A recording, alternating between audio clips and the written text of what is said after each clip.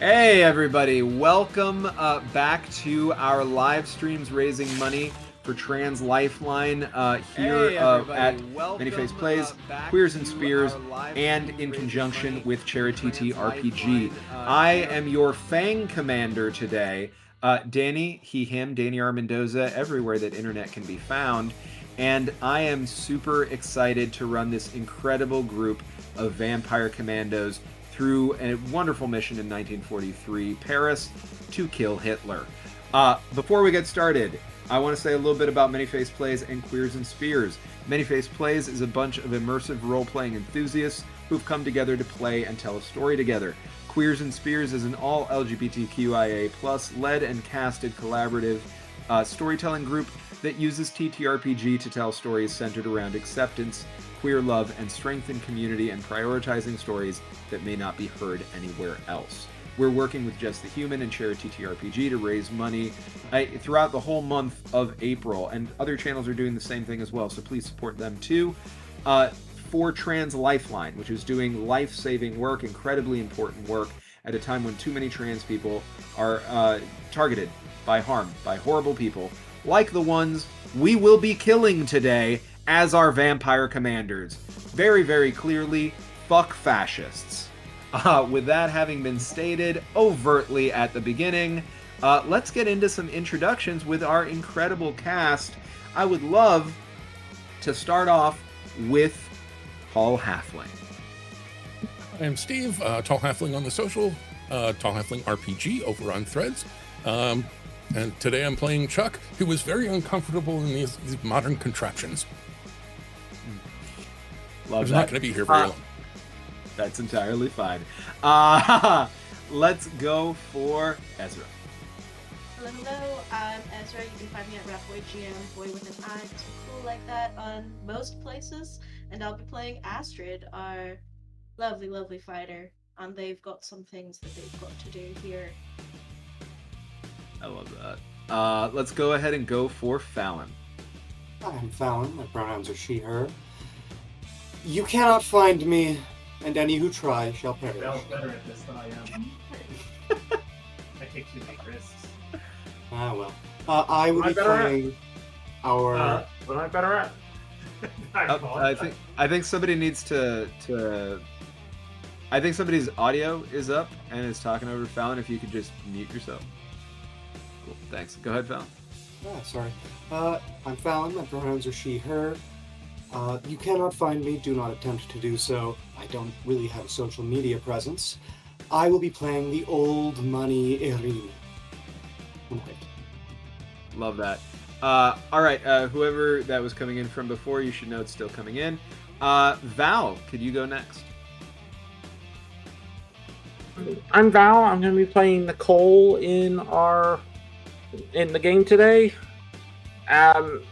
I'm not really terribly socially active, especially on TTRPG circles, but you can find me with the same handle here on Blue Sky and my own Twitch channel. Cool. That sounds awesome. PJ, I'd like for you to go next. Hello everyone, my name is PJ McGaw, and you can find me all over the internet at PJ McGaw, all the socials. My pronouns are he, him, and today I'll be playing. I won't be paying, because this is for free. We're killing them for free. I'll be playing Flint, a vampire who's more bat than man, and their pronouns are they, him. I'm looking forward to getting into some mischief. Let's get some good trouble today, folks. That's wonderful. And last but very much not least, the one, the only, Derek. Hello, everybody. I'm Derek. I use they, ze, and he pronouns. I will be here today playing Cosgrave, who uses they, them pronouns. And you can find me out on the interwebs at Derek Does RP or Queers and Spears, where you might be watching this. And I'll hand it back to Danny. Love that. Thank you so much for handing it back to me. And we will, without further ado, then just about get started. I just want to make a quick note about our Tiltify. Our Tiltify is being shared in the chats that you all have access to. It's also posted on socials. You can also click or utilize the QR code if you're in a situation where you can do that. That is up on your screen. at least on the Twitch, and I'm looking. Yep, it is it's on also both. up on the YouTube. So you can use that QR code to get directly to the campaign link. There are a variety of incentives that I will briefly go over before we start playing, so that everyone is aware. At $5, you can add a die to a PC or a Fang Commander roll, your choice. You can, for $10, remove a die from a PC or a Fang Commander roll, again, your choice. You can summon a minor enemy for $15, that's going to be my choice. $20 gets you the ability to remove an armor from an Ubermensch. So the way that this hasn't works, for anybody at home who hasn't played before, there's a challenge rating on an Ubermensch, which is the elite boss of this game type. Also on some other types of units that I treat functionally like Ubermenschen. You can remove one challenge rating for $20. For every $20, you can remove a challenge rating. And then the table can decide which one to apply it to. Or the same $20 can allow you to remove a blood from a PC. Blood is the currency that player characters use in order to activate some of their abilities. They cap out at 10. For $25, you can summon Vampirjäger Cadre or Einherjar. Hey, I did it better than on Friday. Or a medium enemy. That is my choice among those. Although I will say, if you give $25 and you say which of those you want, I will honor that. For $30, you summon an Ubermensch into the space. So it'll either be one of the pre-gen ones or one that I create, because there's only 4 pre-gen ones. So depending on how many we need, I might make some up. $40 allows a PC to use an advance they don't have before they earn it. So everybody here, because this is a charity one-shot, is starting with one advance already. There's 2 more each character has. If anybody wants to donate $40, you can decide to give a PC an opportunity to use one of their advances. In the notes, you can note either which PC you want to have use it, or you can leave it up to the table and we'll decide together. For $50, something bad happens. That's it. Something bad happens. So if anybody would like to see something bad happen, and leave that in my lap, donate $50. That having been said, we are at $330 right now off of our first part of the fundraiser, of what is currently set to be a $500 goal. We blew through our prior goal of just $100, and if we beat this $500 goal now, we will move past this $500 goal in this session and in any future sessions. Every $50, something awesome happens. So right now, we're only $20 away from something awesome happening. I do want to be extremely clear here. Something awesome can be something awesome for the players, or it can be something awesome for me. And that is going to be up to me, unless when you help us pass that milestone, you note, hey, Danny, it needs to be something awesome for the players, or hey, Danny, I love you, it needs to be something awesome for you. Whichever way you want it to go. Otherwise, it's going to be dealer's choice, and I'm just going to feel out what feels right in the moment. That is all of the stuff that we have for fundraisers here. As we go through this, as anything comes in, I and Derek, who's producing this, thank you very much, Derek, are going to be watching that. So if you don't hear it from me, you might hear Derek mention it out loud. We're going to be putting up the Tiltify link every so often on both chats. And with that, we are going to get started. The year is 1943. Europe is at war. Illuminated by the dull red lights of the bomber hangar, Commander Slate paces back and forth on the steel plates of the plane's floor. The last 6 months have led to this point. This is our final move. Your mission is to kill Adolf Hitler in his Zeppelin atop the Eiffel Tower. There are 6 reinforced steel boxes hanging from the roof. From behind bulletproof glass in the lids, eyes stare forth with fierce determination. Your eyes. It's hot as hell down there, folks. Once you arrive, you'll be swarmed with Nazi scum until this is done and dusted. She walks over to a large lever mounted toward the front of the bomber. Godspeed and good luck. She salutes and drops the coffins, throwing the lever. The hatches open and you plummet from the plane like bullets toward the earth, toward the lights of Paris at dusk. And we enter Coffin Fall. Now, here I am going to ask our illustrious players to take a look at the map. We talked about this before we got started. 1 second, Danny. Before we start Coffin Fall, I would love to say thank you to the 2 donations that we've just gotten, equaling out to $45. Each of the PCs get an extra die added to their pool when they won it, and that is from all the ampersands. And from the Nefarious Eel, we got $15. So our eel friend who has struck, what is that for, the $15? Just so we know, you can tell us in the chat.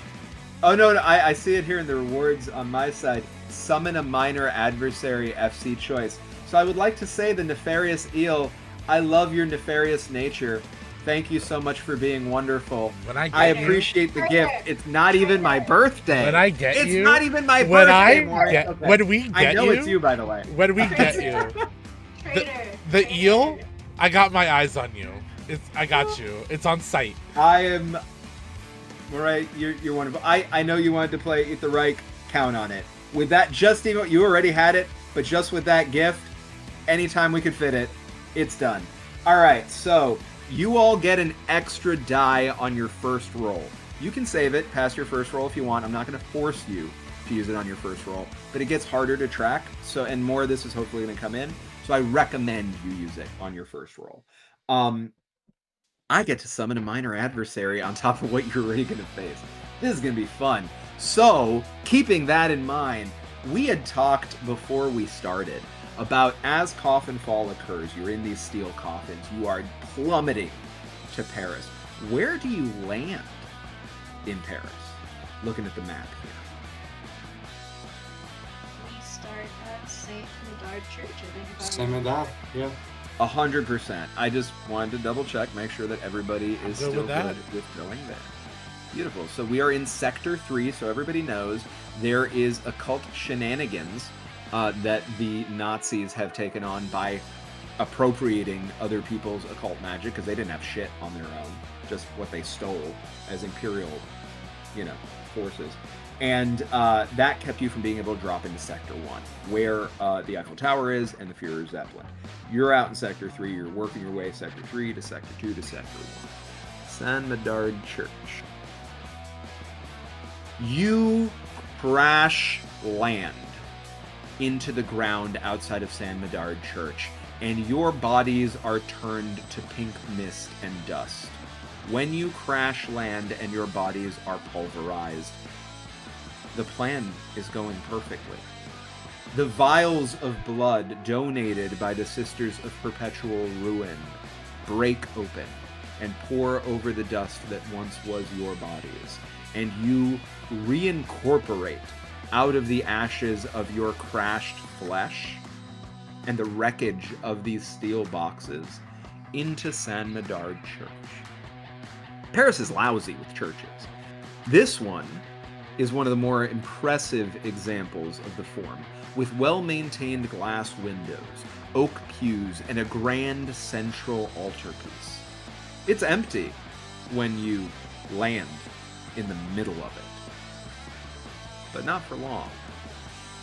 Luckily, it's worth noting here, old folk stories about vampires fearing holy symbols or sacred ground are just religious propaganda, and you all suffer no ill effects upon entry. I want to be very clear here, that does not mean that other things like holy water don't work. It just means that you can be on church grounds and that seeing a cross doesn't mess with you. You're able to touch it, it's all fun. Your objective is punching a hole through whatever tries to keep you from leaving here and getting out of there. And I'm going to tell you outright from the beginning, your objective is set to a clock of 8, so that everybody watching at home knows. Everything here, including HP and things like that, functions essentially on what amounts to clock systems. You put your successes toward this. This is a dice pool system, a D6 dice pool system. So you put together the biggest dice pool that you can for anything that you try to do. Every success that you get that is a 4 or higher, you are able to individually allocate that success to anything that is going on that you want to allocate it to. 6s are criticals, which you can use a critical to pay for a special ability that you have on your sheet, or they count as 2 successes. I will walk us through the specifics of how that works as we actually roll. All of that having been said, who would like to introduce themselves first as you emerge into Sanmadard Church? I'll go first. Go for it. As Coffinfall ends and we explode in this cloud of pink and iron-wrought scent of blood, there's a polite sitting up that is done. Oh, we've missed Mass. How unfortunate. And Cosgrave just stands and walks over to where their friend Astrid would be to offer a hand up. You need my help again, love. I didn't need your help the first time, jackass.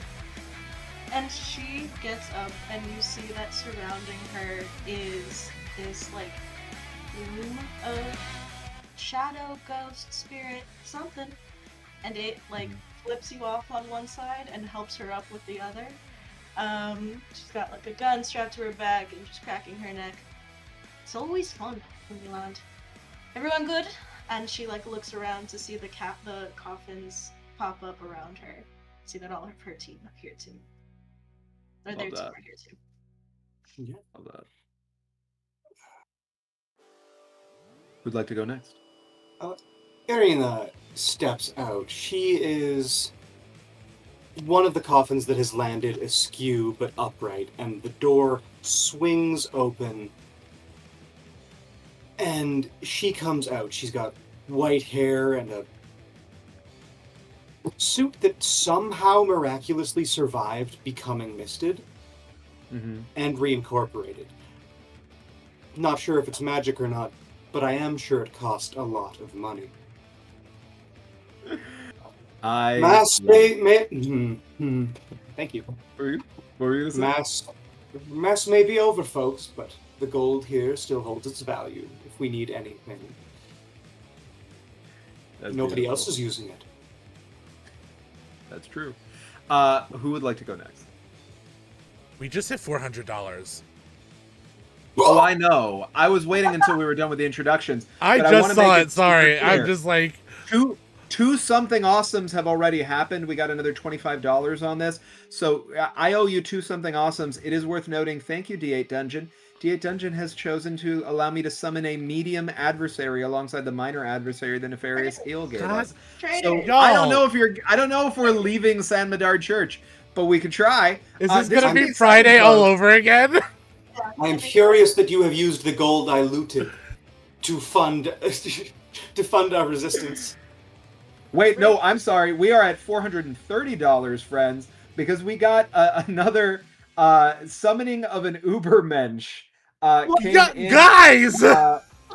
Yeah, so thank you for that, Heather. Yeah, we're not leaving this church. We're not leaving the church. Yeah. So a minor adversary, a medium adversary, and an Ubermensch are on their way.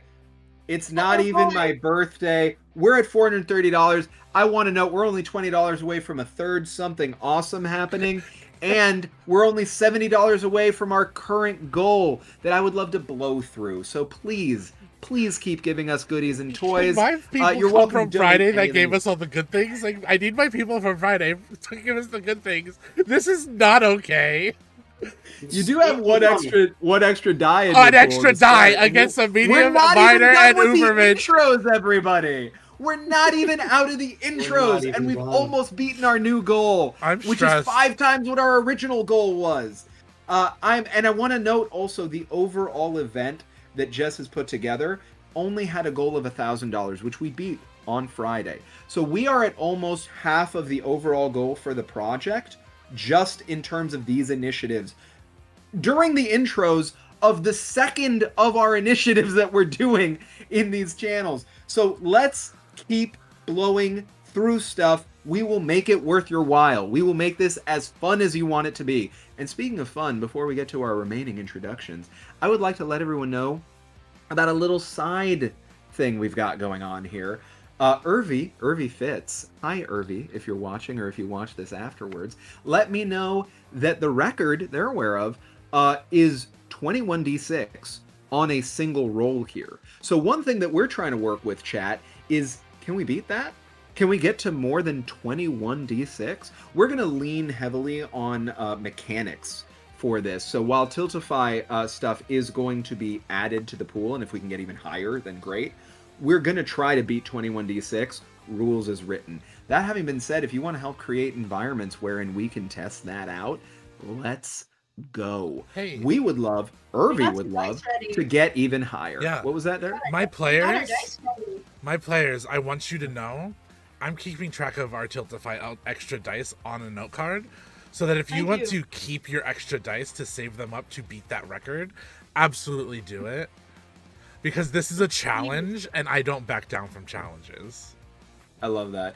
I do want to mention, you can't usually move dice around, so this is going to be stacked like that, but like one at a time, right? So hey, if you want to donate more dice so that individuals can have more stacked, you can do that. What you can move around is blood. So I don't think we talked about that before, and for the folks at home know, if you accrue blood yourself, as long as you are within handing distance of the person you're trying to move blood to, you can give blood to them, right? As a currency. And that includes the blood that somebody might be able to buy for you or take away from you with incentives. So get in there, keep on donating to the Tiltify. We are going to keep on going with our introductions. Who would like to go next? I'll go ahead and go. Sure, go for it. Nicole kind of jumps out of the coffin as it falls and just bursts into splinters, looks around, just lights up a cigarette, and just where the fuck are they? Let's kill some fucking Nazis. That's awesome. I love that. And I believe we have one final introduction to do. We have a couple, I think. Or is it just? Is it? Oh, there are two. That's right. It is Steven. It is PJ. So who would like to go next? Okay. So it was described earlier that when we hit, it's all in a mist of pink. One of them is not a mist of pink. One of them is just a cloud of bone dust. The dust settles on the floor, and then the larger pieces start rattling and gathering back together again, building on up. And Chuck stands up. He's not quite a skeleton, but he is. There's a phrase, skin and bones. He is literally like skin stretched over bones. There's a hole where his nose should be. He pulls on his vest, and he pulls on his duster. Looks around, something's not right. He picks up his hat, and then he realizes we're in a church, and that'll wait. I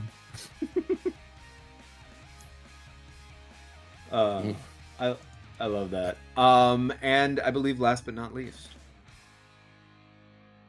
the coffin door swings wide open to give birth to the view of a gross pink gelatinous ooze that begins to puddle outward. And then eventually, in a puff of pink smoke, there is a grotesque bat figure on its back, eyes wide as the brain is not turned on yet. With a spark, you see his body thrashing like a cockroach before he gets back up. And he goes, yes, very nice, very evil. Oh, we are here. Very nice, very evil. I think Astrid sees that. I think Astrid sees that, looks at Cosgrave and goes, he's still my favorite. He's my favorite. I'm too. number one favorite. You thought you were my favorite?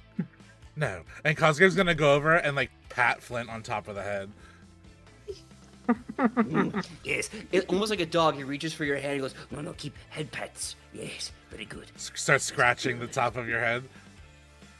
Dude, the shadows work. The shadows work good, and I think Astrid will send shadows Flint's way that are just like patting head, back scratchy, shoulder massage. I love that. I think that. No massages. Eye It rolls makes back him in his limp. head. Tongue just goes out. Now, despite this weird man beast, he is absolutely tattooed in victory tats.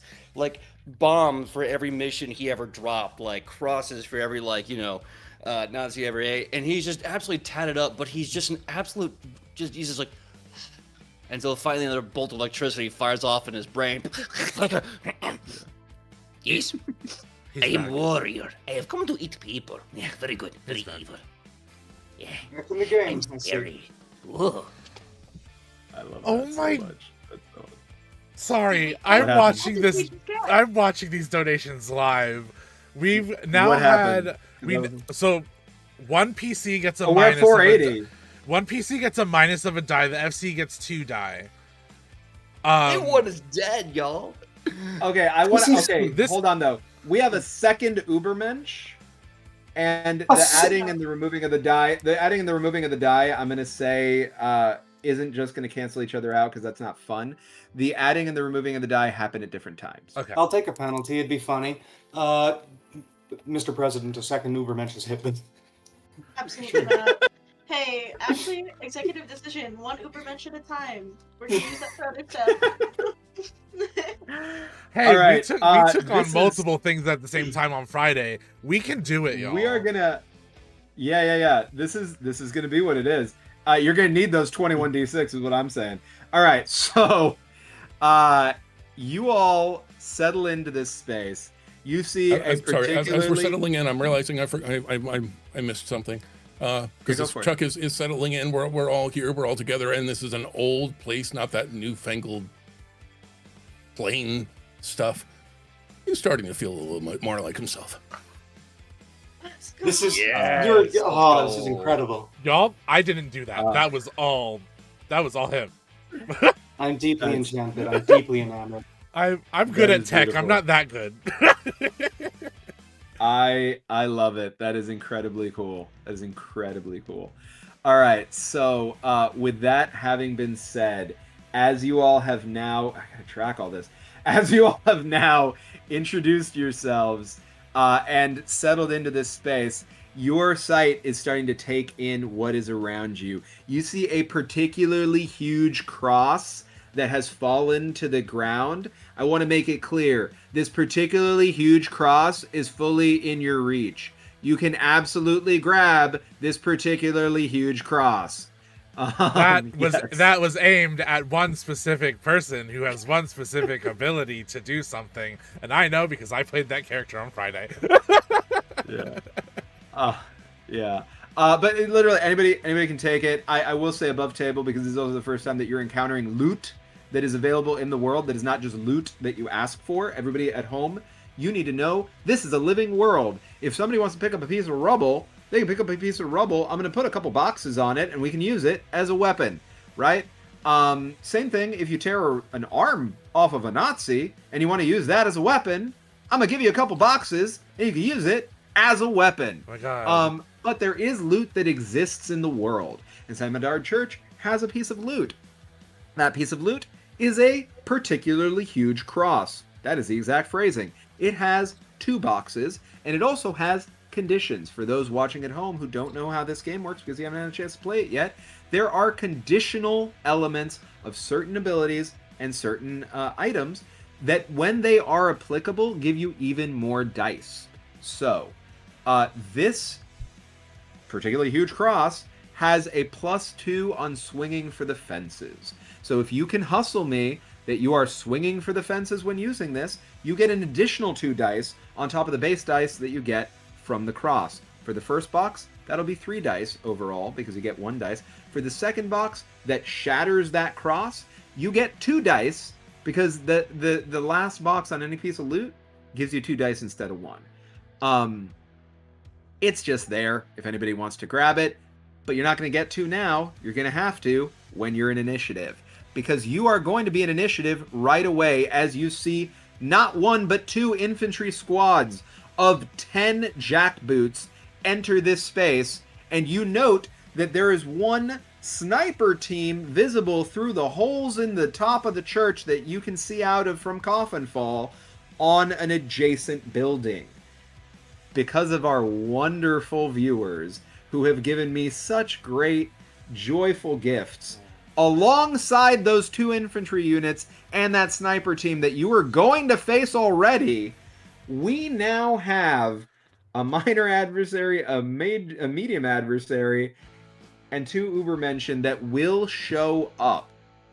I'm going to say that for this introductory battle, for the first round, the medium and the minor are going to show up, but not the Ubermenschen yet. If you don't wrap this up in 1 round, I'm going to set you up for this right now. An Ubermensch is showing up in the turn from round 1 to round 2. Okay, if you don't finish this in 2 rounds, a second Ubermensch is showing up in the turn from round 2 to round 3. We have to evacuate our towers. Okay, so I've got a question.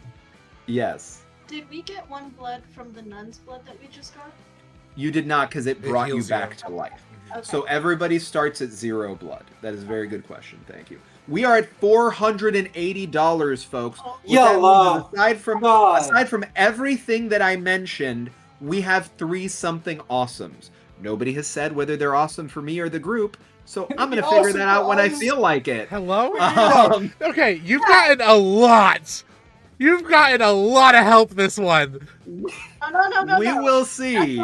We will see. I'm leaving it in the ether for us to use as a tool that will help us later. We are also $200 away from our 4th something awesome and our new goal for today. So once we hit that, I'm going to make it a super duper something awesome. I will promise right now that $500 something awesome will be good for the party and not good for me in a significant, meaningful way the party can control.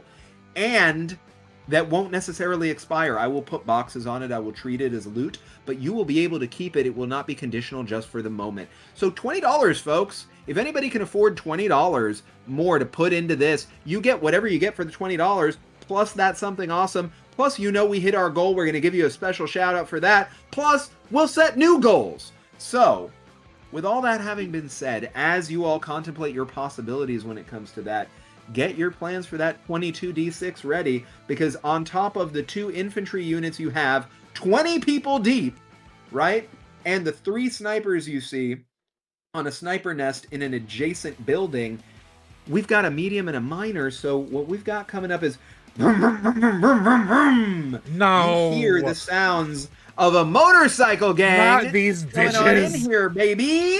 And you got 10 motorcycle Nazis. Boom, boom, boom, boom, running into San Medard. I love a motorcycle. Okay. And coming in hot through the wall. Stop there. A Panzer tank, everybody. Let's fucking We got a Again? Panzer tank Again? aiming at your ass. All right, What's let's the 1v1 on that? go. Can you take that? I was The going to pan- say, I've got a Panzerfaust. I was going to say the correct language is they brought a Panzer tank because we're stealing the Panzer tank. That's Oh, so you just don't want me to fine. Panzer That is very Look, possible. look. You can 100% do that, but just don't blow it the hell up, because then it won't work, Look. right? So, Fine, Here's what I will fine. I'll say. hold off on using the grenade and the Panzerfaust.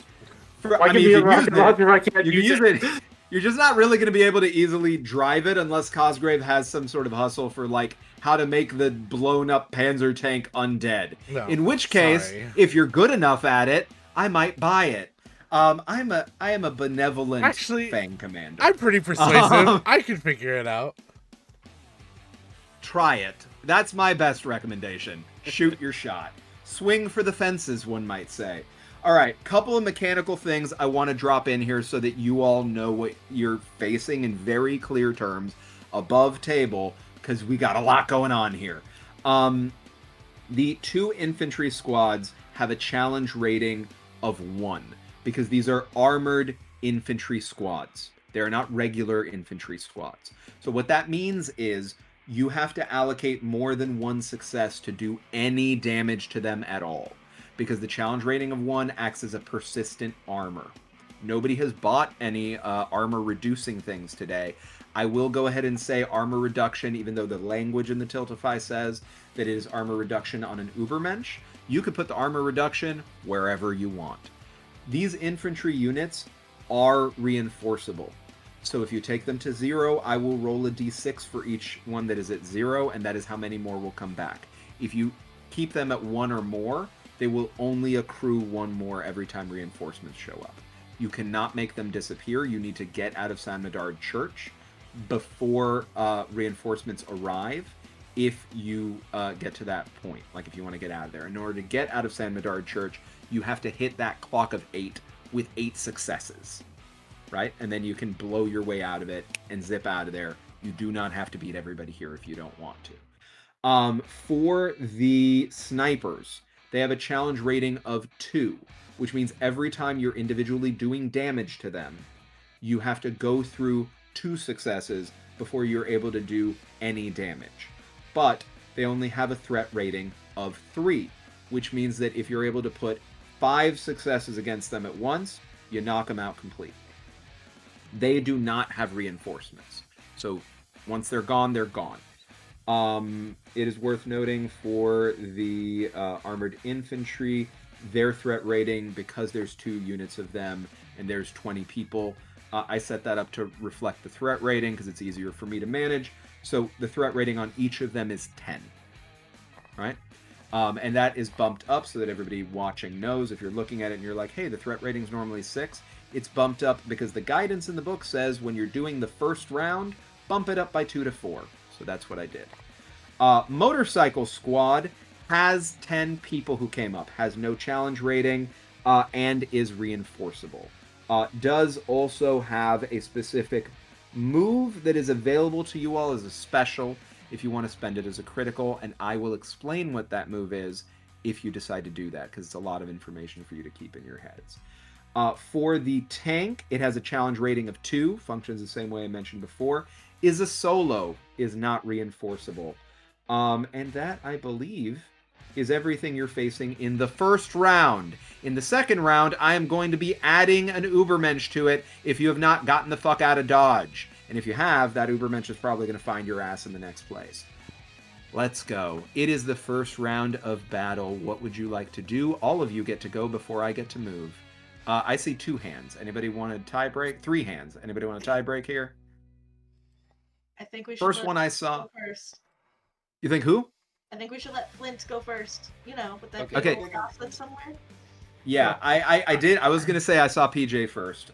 So I was gonna say, if we want to like just book it, because this is a lot of things real fast, I do have smoke grenades that could just let us get out of Dodge if needed. So the way it would work specifically is you would roll to use those smoke grenades. We would pick which trait you're using for that. You would build up your dice pool using the smoke grenades as an item. And I will buy the hustle that you can use more than 1 tick on your item at a time. So even though technically rules is written as I understand it, you're supposed to use 1 at a time, I don't care. So let's do, with all due respect to the designers, I think the designers won't care, right? We will be able to use more smoke grenades if you want, and that can reflect more dice, right? That having been said, you would then take the number of successes that you have, and you can see the guidance on this on the second page of the rules reference text that I gave you, and you would put those toward the objective.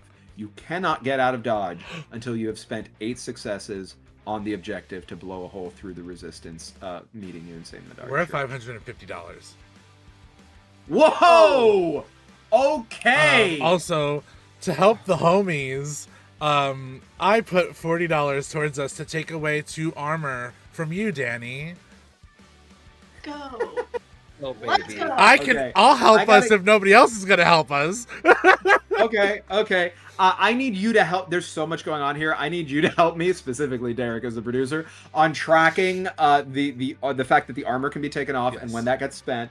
Because I want to make sure that doesn't get lost. Thank you for that. Anonymous gave $10 7 minutes ago to give dice specifically to Fallon. So Fallon, you are able to have one more die on top of what you were given already. Well, dice is which I $5, believe- so it's 2. Ooh. Let me look here. Kindly. Right, the takeaway is 1. So you're right. So you get 2 more dice there. So Fallon has that is 3. on top of. Altogether. Right. Well, my question is it just 3 or was there another? There was an add and a remove. 4, because Nefarious Eel had come in with a second one there. So has 4 dice. The rest of you have 2 dice, and there will be a removal of dice that I'm going to just go ahead and say we're going to do later in order to make sure that the removal of dice works. Actually, you know what? I'm going to just say that the Nefarious, because it doesn't specifically say. Oh no, it does. Sorry. 2 dice given to me as the Fang Commander and a minus dice from a PC. Is what's in there. So for that one. Thank you very much for that, Nefarious Eel. You are my favorite. I'm going to run this game so well for you. Okay, so why not do both? We're having more evil. Look, we were supposed to have Nazis for dinner. We can have eel. Eel works. Eel works. Eel works. Okay, so that we can get into the battle. I have 2 extra dice. You just took away 1 from me, right? Derek, if I'm not mistaken, I took away armor from you. I took 2 armor. You took away armor. You took 2 armor away from me. Somebody took dice away from me, though, didn't they? Nope, no, they didn't. just got okay. added dice. So I just got extra dice. Thanks, everybody. That's a tool we'll use as we turn from round 1 to round 2. All right. Removes a dice from just 1 PC roll. Does anybody want to volunteer as tribute to lose a die? Okay, I saw Derek. I'll do it. I saw Derek's hand first, so I think if everybody's okay with it, Derek, you're down 1 die, so that means of your 2 extra dice, you just got 1 extra dice, 1 extra die. Cool. Okay, all that is good. I love doing. This is my favorite kind of accounting I've ever done in my entire life. Can I tell you that? This is very fun for me. Because He's we're raising living money right for a now. great cause. I really am. He is feeling Really. the energy, and I'm terrified. Okay. Now I haven't done anything yet, and I'm ready to fight our donators and give them all the love for all the money. That Yeah. Our donators are amazing. Our donators are incredible. Our donators are the real heroes killing the Nazis through us. All right, so I want to say the $40 donation is, the name is Helping the Homies, Derek. That's the name. Yep. So I want you to know that is to you. Let's see. They're removing 1 armor, and then Minnow also gave, on top of the 2 removals of armor that you mentioned, an incentive there that is to remove 1 armor from an adversary or 1 blood from a PC. It is not mentioned here which one it would go to. So Minnow, if you are still watching, if you can get in the chat and let us know which one you want it to be. Help us. Otherwise, it sounds like it's up to me. No! We get another donation. Do not leave it up to I'll him! take Minnow, I'll take Minnow, bitches. Minnow. Minnow. Oh. Get in the chat if you want to. I will say I did. Oh, armor! Armor! Armor. Okay. Armor. Ugh. All right. So you're able to remove 3 armor at any time. You can do it 1, 1, and 1. You can do removing of 2 at a time. Whatever feels right to you. It's a shared resource. The only thing I ask is that you come to a consensus as a group about the spending of it. But beyond that, we are good. I want to let everybody know we are at $550. So I owe you not 1, not 2, not 3, not 4, but 5 something awesomes, one of which I promised would be persistent and given to the party. The other 4 of which are up to me. So I'm not going to do any of those something awesomes for myself right now because you're facing a lot. I might do them later. We'll see how things land. The something awesome for you might come into play after the first round, depending on how things go. Let's get into it.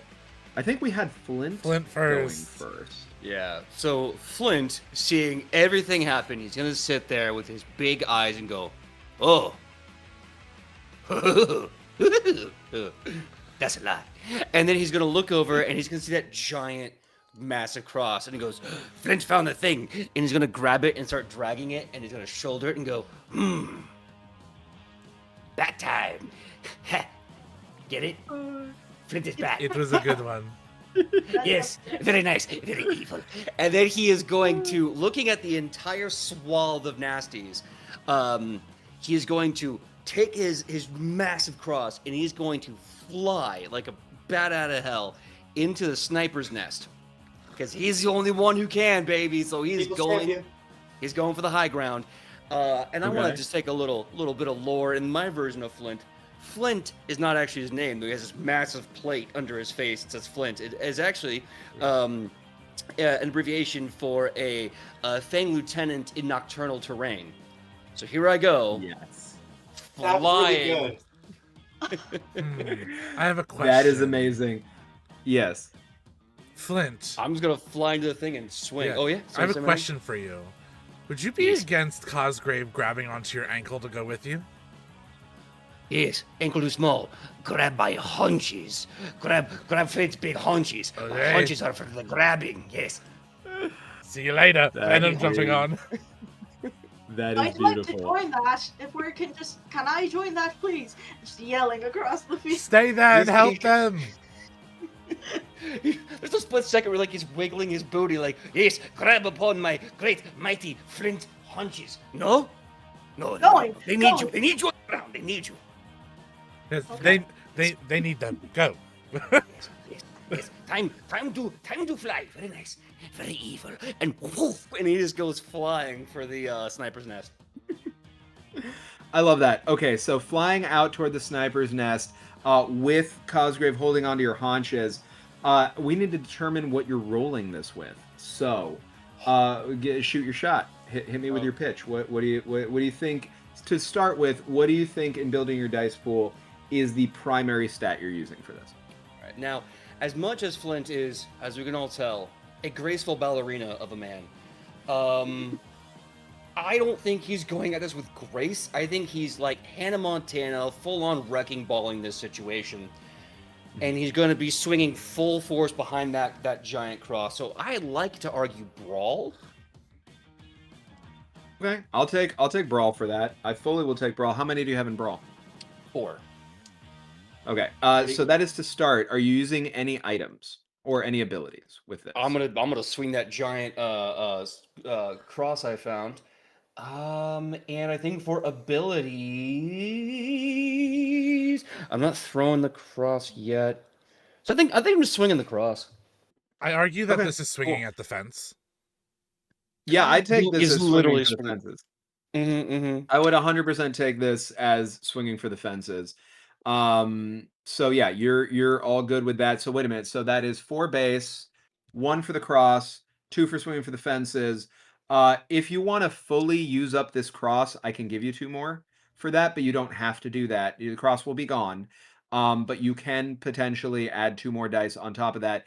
So you would either be at, if I'm doing my math right, 1, 4, hold on, 4, 1, 2 more, 3, 7 or 9 dice off of that. Currently rocking 7 dice. But you know what? I think I'm gonna break the cross before this scene ends. So I'm just gonna try and kill as many squishy snipers as possible, and then use the last of that cross for whatever is left. Love that. Go ahead and roll me 7d6 and tell me the results. All right, dice ASMR time, and we're gonna roll it. And okay. So 2 successes and 2 6s. Okay, so 2 successes and 2 6s. You are able to use those 2 6s. Here, I'll explain to those watching at home as well as the table, because I know there's variances in experience with the system. You can use those 2 6s they are a critical, each of them, as 2 successes or to activate a special, right? So taking a look here, there is no special specifically available against the sniper team, but you do have the specials that are on your sheet. Each special will cost 1 critical, or you can apply 2 successes to what you're trying to do here. The individual successes that you have can be applied as 1 damage, 1 defense to you, which means that once I take my turn, you're essentially taking a dodge action to take a dice away from me, or 1 blood. You cap out at 10 blood, but you can feed on these snipers and take 1 blood for every success you put toward that. The criticals, counting as 2, you could do 2 of any of those things. So 2 damage, 2 defense, or 2 blood per 6 that you rolled, or you activate a special with each. What would you like to do? I think as I'm running into this as a wrecking ball with this massive swing, I think I'm going to go full offensive. I think 1, 2, 3, 4, 1, 2, 3, 4, 5, 6, attack. Okay. I love that. So 6 attack. Well, actually, let me tell you this. From I don't mind sharing this with you. The threat level is 3. Challenge rating is 2. You can spend 5 on attack, fully take out the sniper team, have 1 left over to do what you want with it. I'm going to take that deal for sure. Cool. What would you like to do? I was gonna say, would you like to feed on them and take some blood? Would you like to take a dodge? I think I should start stacking up my blood now because I'm gonna get some really cool abilities later. So I'm going to spend the 5 to destroy the sniper's nest with the stripers. Oh yeah. You got something? I was gonna give you a bit of advice. Yes. You have a special called Ravenous, where in close combat you spend a special, you get 3 blood instead of 1 blood.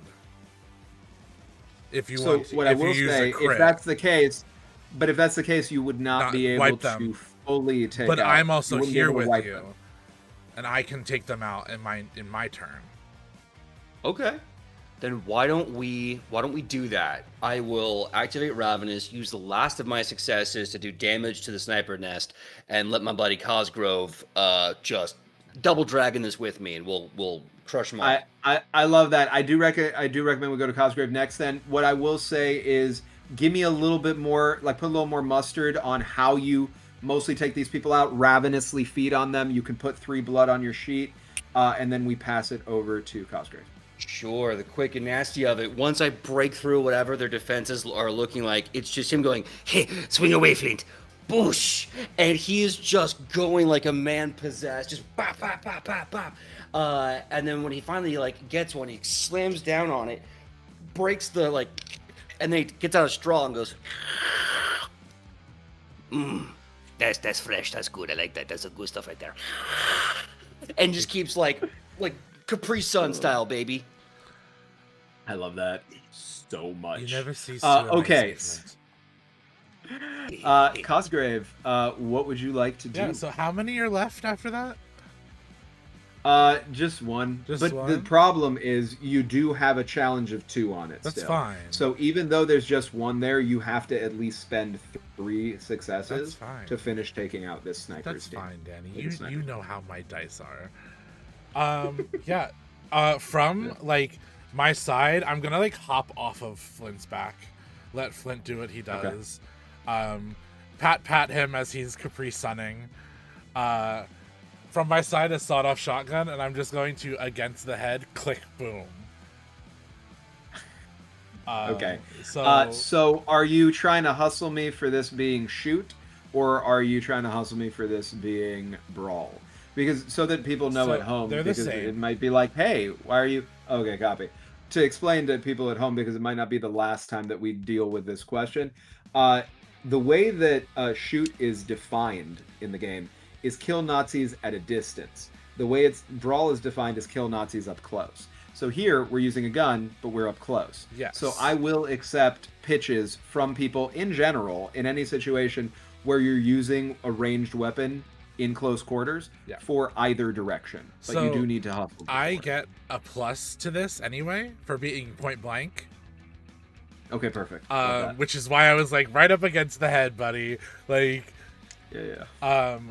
So I'll do shoot and my sawed-off shotgun. I do want to mention here to help you with the dice pool, and PJ, I'm so sorry. With everything that we just did, we didn't use your extra dice from Tiltify. So you still have 2 extra dice for your next roll. Thank you. But you could put your extra dice here, Derek. Yeah. Actually, yeah, let's do my 2 extra dice. Or my 1 extra dice. Because I lost a die. Mm-hmm. Oh, that's right. You're 1 extra in your case. Cool. That is... 1, 2...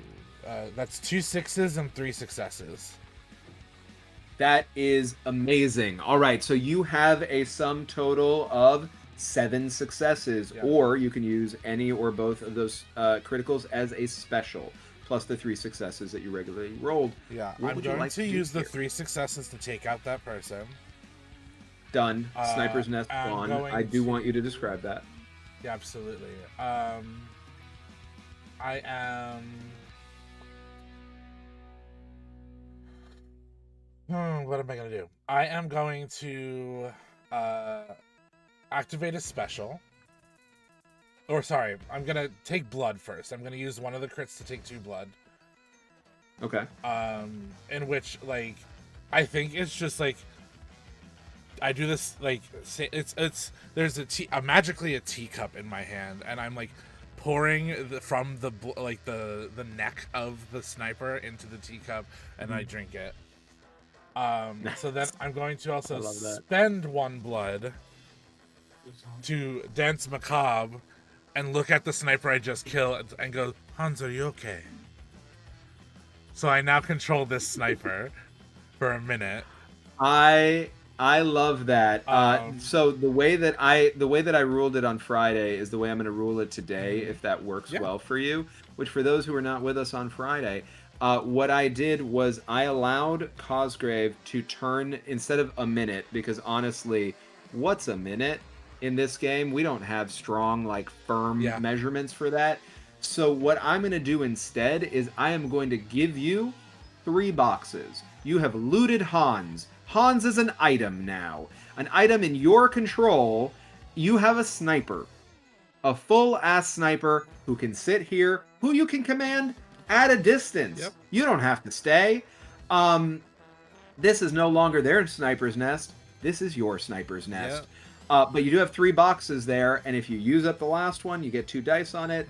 I'll let you blow the whole thing out in 1 roll if you want.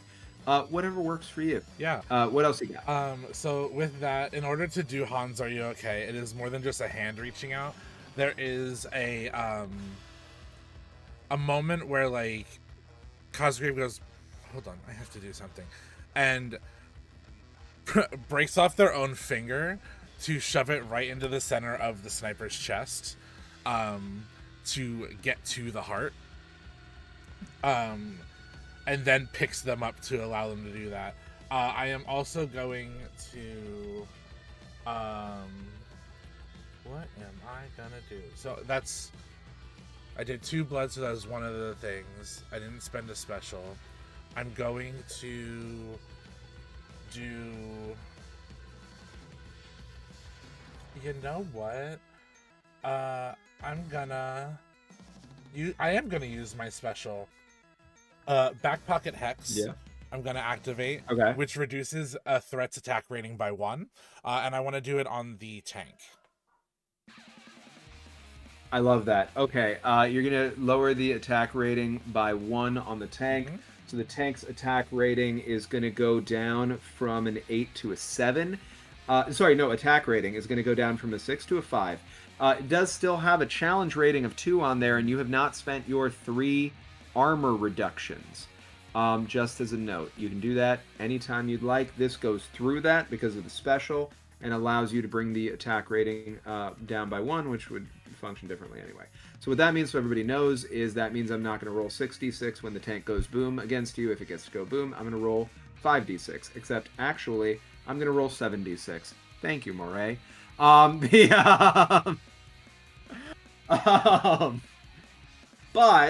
It's better than 8. Hey, it's still better than 8. It's better than 8. It's better than 8. It's better than 8d6. 8d6, so that everybody knows, is what you get to use if you're doing a last stand, because your character is dying. That's how powerful an 8d6 dice pool is. Yeah. Anything else, Derek? I think it just Cosgrave is going to like jump back onto Flint's haunches because they're done here. This is done. Like they don't get reinforcements here. Going to like, with your consent, PJ, he's going to press a small kiss to your forehead and be like, "Let's go back." And like a chihuahua with big floppy ears, the minute you kiss him, he just kind of wags his head, and you hear the slapping of his giant ears, like, kisses, good, yes, very nice, very evil kisses. Now And he's ready to, yeah, and he just jumps back into the fray. I love that so much. Yeah, so Derek, sorry, remind me, are you going to, you're going to jump back into the fray as well? You're going to stick up in the sniper's I'm nest? on Flint's back. You're on Flint, so you're both back Yep. down. Beautiful. Love it. Okay. Love that you're back around. This was just the first 2 turns of these 6 players, everybody. You can see why it might be a good idea to give me some love in terms of things they're gonna fight. No, don't So pull that. understand- No, you've gotten enough love right now. More love later for Danny. Love us some. Look, I'm just saying, if you can't give us 22 d6s, give us 10 Ubermensch. What? PJ! Yeah. We need to set a record. PJ! We need to set a record. PJ, I just agree. gave you evil kisses, okay? And you're gonna turn on me like this? No. We kill them, and then we drink them. And then you're able to activate all of your advances. How cool would that be? How often are all of the advances activated for every character in a full complement 6-person game? That feels like a record we could try to chase. So we have three records. Yes, we have 3 Most records. Uber Most mentions dice, in a most single Uber game. mention, and everybody getting all 3 advances. Getting Yes. full advancements. So And if sorry. you can't give us 10, give us 22 d6. Like the chat, the power is yours. So sorry to bring this up. I'd like to point out that our lovely eel said Danny needs help because it's 6 against 1. I'd actually like to remind everyone that it's 6 against everybody else. We cannot be thinking like that. Hey, also, I play Dead by Daylight, which is an uneven game, and the killer wins all the time. Yeah, It don't matter. Let's put the perspective here. It's not 6 versus 1. It's 6 versus the Weimar Republic. Okay, we're Literally. the numbers That is are true. skewed. To be fair, and I am so grateful for our lovely and wonderful eel. I am everyone and everything else. I am all of the Ubermenschen. I am the Third Reich in this moment, and only in this moment. Only in this moment. And I am here. And I don't clip that. And I am here. Somebody clip it. Because I said don't. I was saying because I said don't clip it. It'll be everywhere. Well, I still have to go back and clip you saying I'm so Shisa right. from getting hit in the balls. Yeah. God. Yes, it's And George I of am the Balls. here as here. You can clip this part. In Eat the Reich, I am here as the Third Reich to be murdered. Murder the shit out of me. Murder me go. forever. Okay. Right? With that being What- said, I'd like to murder Yeah. the shit out of you. Go for it. Let's do it. So just for some clarification, they're in the church? Yes, we're fighting. in the Yeah. church. So you rocketed into the center of the church. Parts of the church exterior have shattered or broken apart because you hit it like a missile. So you're in the church. Moonlight is cutting into the church through the holes in the sky, which is what Flint and Cosgrave shot out through to decimate this sniper's nest, now have it under Cosgrave's control, and then return to the fray. That's where you find yourself. Wonderful. And if you want me to describe the layout of adversaries there, because I know a lot's going on, let me know and I can do that. Sure. I want that tank gone. So I think Astrid is running over, and for a reminder, she's our Ookie Spooky. So she's like, there's shadows and mist coming off of her that looks like her own moonlight, their own moonlight. Jesus Christ. Send I got you. $5 every time I misgender my own character. So with all of that being said, I think they're charging up to this tank. And they're like, they see what's happened with Cosgrave and Flint, and they're like, I'm winning this feckin' amount of Nazis killed today. And they pull out a frag grenade, and if you'll allow, I kind of just want to drop it in the tank. You absolutely can do that. Again, the way the game functions, you are going to need to roll about it. Yeah. So, which stat are you using to roll? Would you let me argue? Because I am running into the fray, either brawl or terrify, because they're a scary bitch. So I will say that if you give me the narrative of how they're doing this as a scary bitch, I will fully buy terrify. Oh, buddy. I love doing that. I think Astrid is now running across the field full feckin' tilt, seeing what's happening up there. They're like, damn, don't need to worry about the feckin' snipers. And so what they do is essentially pull that moonlight around them. So what happens is there's light everywhere except them. So it's all blinding. Just because shadows are working and they're spooky and they're spirits that love them. And so the tank genuinely is in nothing and can see nothing because it's all dark, except for silver fangs outside of the mouth that are staring down into a tank and going boom and dropping a frag grenade before running. I love that. Question. In terms of your rest of your dice pool, so you have, 4 in Terrify, I think? Yep. Cool. Okay, so on top of the rest of your dice, and you have the 2 extra dice from Tiltify, so you've got 6 right now.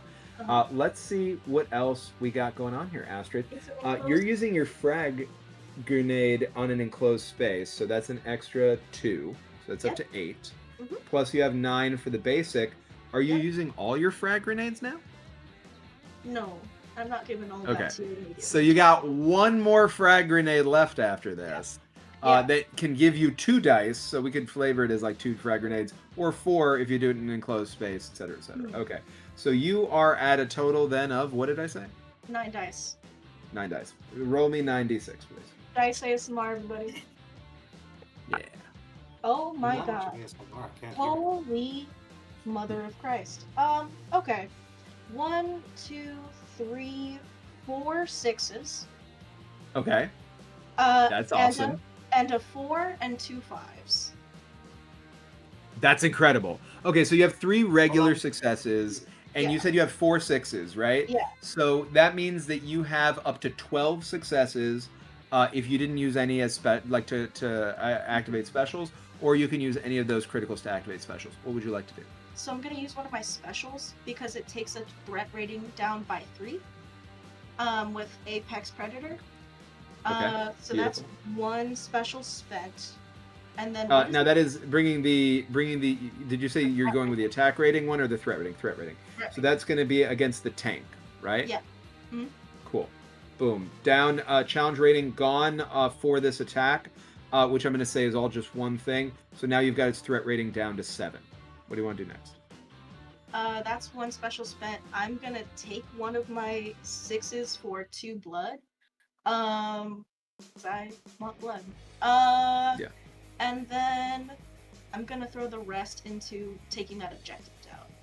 Okay, so what you have left on top of that is exactly 7, if I'm doing it correctly, because you have 2 6s left, plus you have the 3. So with that, you are able to fully destroy this tank. Describe it for me. I think several things happen collectively. That shadow that was covering everything dissipates, so that when that tank, once that grenade drops in, there's a moment where in the rush, everyone's finally seeing what's fucking happening with this tank around them, and they look up to see Flint and Cosgrove and start counting on their fingers of how many people that must be that they just took out, blow a kiss, and run. They're waiting for this big fucking explosion, and they want to see it happen. I love that. Thank you so much for that. I will say I fully endorse Legolas and Gimli nonsense. If you all want to have a running tally, just please don't make me try to tally that. I've got too much going on over here. Keep track of how many kills you've got going on. You can count 1 kill per threat rating, so I will say, as you just racked up 8. PJ, you've got still 1 unit. PJ. PJ, you've got 2 right now, and Derek, you've got 1. That's where we're at so far. Actually, no, that's wrong. No, that is right, because you took down the attack rating on the tank before. So yeah, that's where that all lands.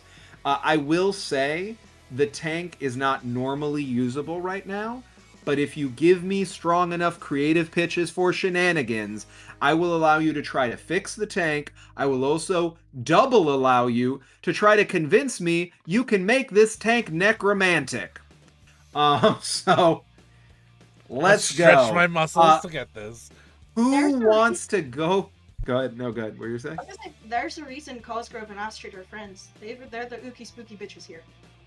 That is very true. And you can do tag team wombo combo ooky spooky nonsense. Chuck, what would you like to do? Okay. One question is because I was not clear on it. I know our main objective needs 8 successes.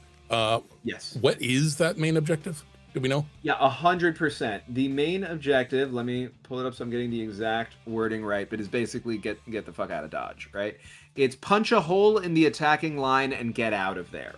So you need to put 8 successes toward getting out of there, or you're never leaving this church. Reinforcements just keep coming. Okay. All right. And if I remember correctly, can you use more than one piece of equipment at the same time? Yeah, I'll let you. 100%. Okay. I'm fully down with that. Yeah. All right. Put aside the objective for the moment.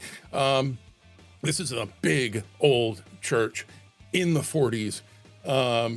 They may have shifted over to electric light, but 1940s electric lights are not that bright. So it's got chandeliers everywhere. Yeah. This is also Vichy, France, and it's under siege. So the reality is electrical grids are probably down. They have to have a lot of like gas and candlelight and stuff. Yeah. Putting aside gas for later as well.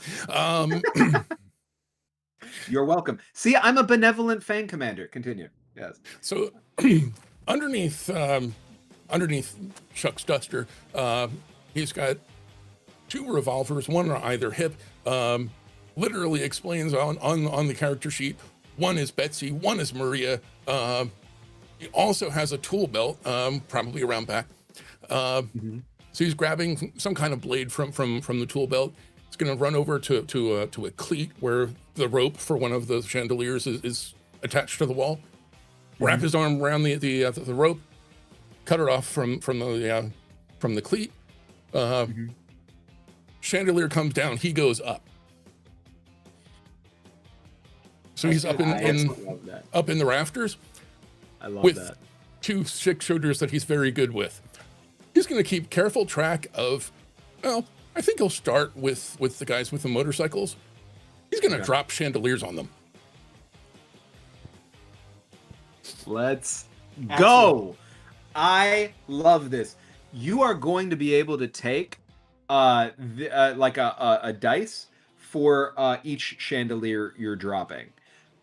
So you are, I believe, since you have 2 guns, you're dropping 2 chandeliers. So you could take 2 dice there. Or do you want to try to hustle me that you're shooting more than 1 chandelier per brawler? So first question. Well, yeah, it is more about the shooting than the getting there. But so he's using his tool belt. Yeah. Would you agree that this is jerry rigging? Yeah, 100%. Absolutely. The very definition of it. Yeah. Using his revolvers, it's not a duel. And he's got 3 for shoot. Now I'm imagining, like, you know, he can fire however many he wants to. I'm not saying, you know, Sure. 12 chandeliers come down, but you were saying 4. You can. I will say I will enforce the existence of a finite number of chandeliers here, but shoot your shot. Like, if you want to hustle I'm happy for with your, more I'm happy chandeliers falling on more, and you don't have to just hit the motorcycle squad since you're hitting chandeliers, right? So to remind you, you have 2 armored infantry squads, 20 jackboots. You have 10 motorcyclists running around. This is a crowded church, right? But and then I think that's it. Right. The motorcyclists should be using horses, so they go first. Okay, I like that. That is fair and valid. There are 10 of them. They are moving around the space. So I will say that however many chandeliers you shoot down, you can add that many dice to your pool. But you are going to just be then hitting the motorcyclists. How many? I'm going to go with your suggestion of 4 chandeliers. That sounds like a reasonable number to me, and it also means that if I use one of my extra dice, that gives me the all 11 d6s that I managed to just round up at 11 is the highest for the day so far for anybody playing the home game. We're halfway there. We're halfway to 22. 11d6, let's go. Okay. All of our big stuff was only supposed to be 8d6. Like our biggest things that we have on paper. My 8d6, and we went, boo, tomato. Yeah. Yeah. Okay. So I've got 2 6s and 3 5s and 4s. I love that. Okay, so 3 5s and 4s, 2 6s. So you have a max of 7 successes, or you can spend one or both of those 6s on a special. What would you like to do? It is worth noting the motorcycle squad has a threat of 10. If you spend all 7 successes, for example, on doing damage to them, they go down to 3 motorcyclists. And if those 3 motorcyclists stay at that level, when the round turns over, another motorcyclist comes and joins. It'll be 4 motorcyclists. If somebody gets rid of those 3, then I get to roll a d6, and it could be 6 new motorcyclists. That's how that functions, because this is a reinforceable one. Oh, hold on. I got to tell you something good here. There's a special available to vampire commandos when attacking the motorcycle gang. This motorcycle squad here has a special you can use against it called Crash and Burn, where you inflict 3 damage on the motorcycle squad. So you could actually use both specials on that, 2 crash and burns, apply the other 3 regular successes you have, and do 9 damage against them, leaving just 1 motorcyclist by themselves. But you don't have to. You can do any mix of things that you want to do. You could use those successes to defend yourself. You could also spend on getting blood and feeding. And activate your own specials. I was just thinking about that, but I did also roll 1-1. So as he's slashing at the rope, and why I'm excited about that. Yeah. So one of Chuck's special abilities is when you roll your dice. Ordinarily, 4, 5s, and 6s matter, but if Chuck rolls any 1s, he gets 1 extra blood. The name of the ability is Corpse Eater. So he's going to have a little snack while he's on his way up on the rope. Love that so much. So how would you like to? With that, you get 1 blood automatically. How would you like to spend your d6s? Like your successes. Yeah, I think it all goes to motorcycles. You said crash and burn triggers when you do 3 points. So no, crash and burn triggers when you spend a special. So you can spend both of your specials on Crash and Burn if you want, and I can let it stack. You inflict 3 damage. So for the cost of each special, instead of doing 2 damage, which you would do if you apply it as 2 successes, you could do 3 damage. So instead of doing 4 on the 2 specials, you could do 6 damage against them. If you applied all of the successes you have, you would do 9 damage overall. You would be in the lead by 1 on the Gimli and Legolas tracker that we have going on. And I believe we have 1 motorcycle left. There would be 1 motorcycle left, so I would not get to roll a d6. I would just add 1 more as long as nobody else takes that motorcyclist out. Yeah, we will happily go down to 1 motorcycle. He kind of growls down at them. Get a horse. As you growl, get a horse, blood in your mouth from the one blood that you took, a smile on your face presumably feels like a smile moment. Of the motorcycles as they crash into each other under the cacophony of dropping crystal and wood from these, and maybe wrought iron, from these chandeliers, leaves one motorcyclist fully pissing their pants in the center of this, staring up at you like you are the scariest motherfucker they've ever seen in their lives. Who would like to go next? Go for it, Fallon. Beauty. Irina this entire time has been standing here, unbothered, smoking a fucking cigarette. Flint's run off. So has Cosgrave. So has Estrid.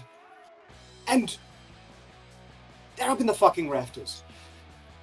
One of these motorcycles surely has careened its way towards me. I am going to take one of those motorcycles, straddle it, bite my thumb, draw an explosive rune sigil on the motorcycle, rev it up, and blow a fucking hole through these Nazis. I am going to ride the motorcycle basically to about 5 feet, let it run, crash, trigger the explosive on the big crowd of infantry, and hopefully blow a hole through that. I love that. So technically the armored infantry squads are 2 different units, and they do have a challenge rating of 1. So what I'm going to do is, one of them, because it's going to be hard for you to get, I'll let there be spillover damage if you want there to be. But the armored infantry squad, how would you say, what would you say is your primary stat you're using for this? The stat I was going to use, I suppose, since it's at a distance, it would qualify as shoot. My other take was that it would qualify as brawl because I'm brute forcing it. I'll buy either. Which way would you like to do this? She does it with grace. I'm going to call it shoot. Cool. So how much do you have in shoot? 4, right? If I remember correctly. I've got 3 in shoot. Taking a tick on explosive runes, 1. Nice. Cool. Gonna burn another 2 from my dice pool of extras that I get. Is there anything I can take from this motorcycle being somewhat full of gasoline?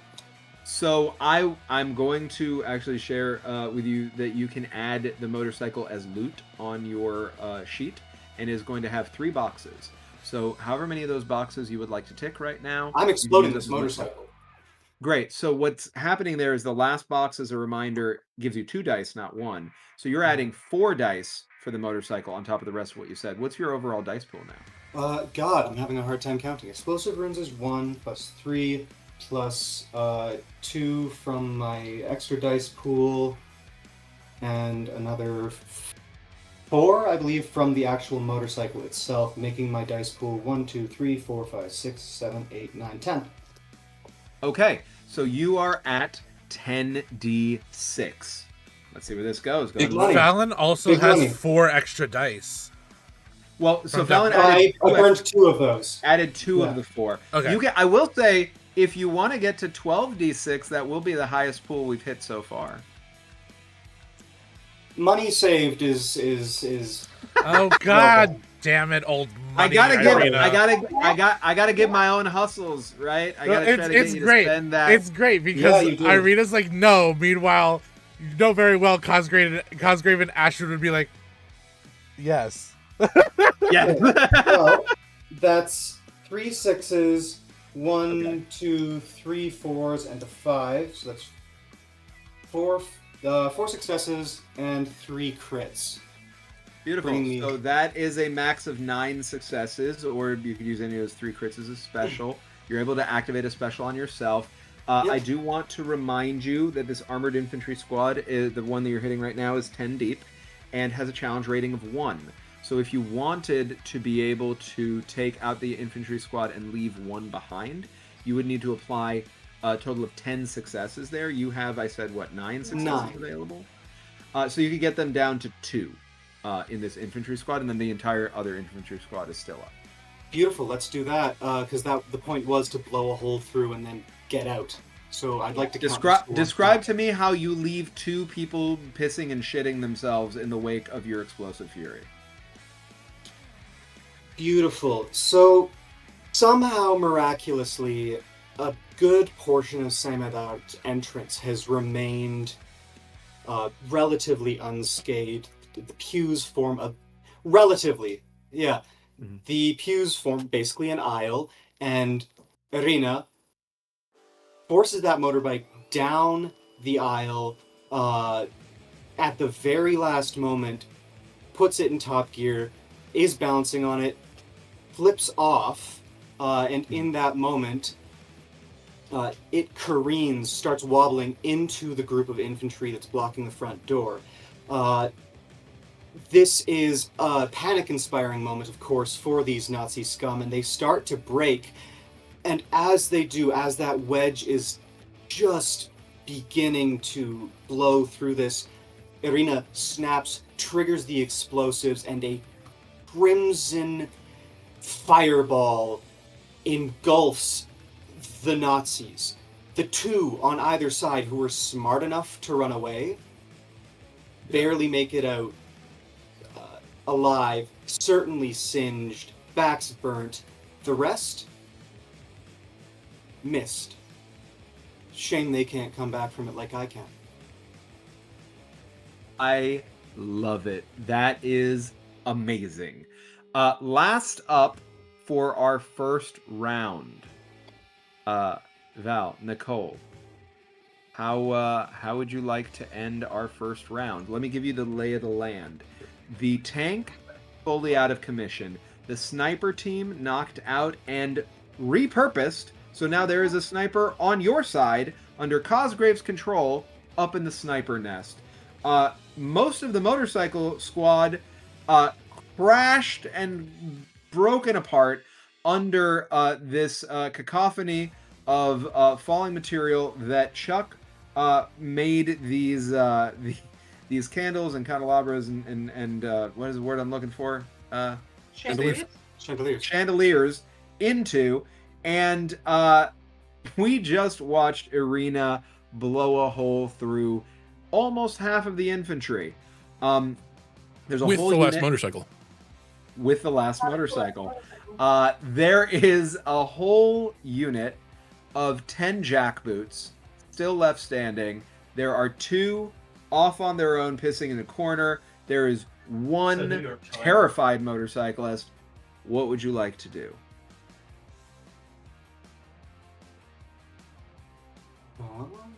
Muted?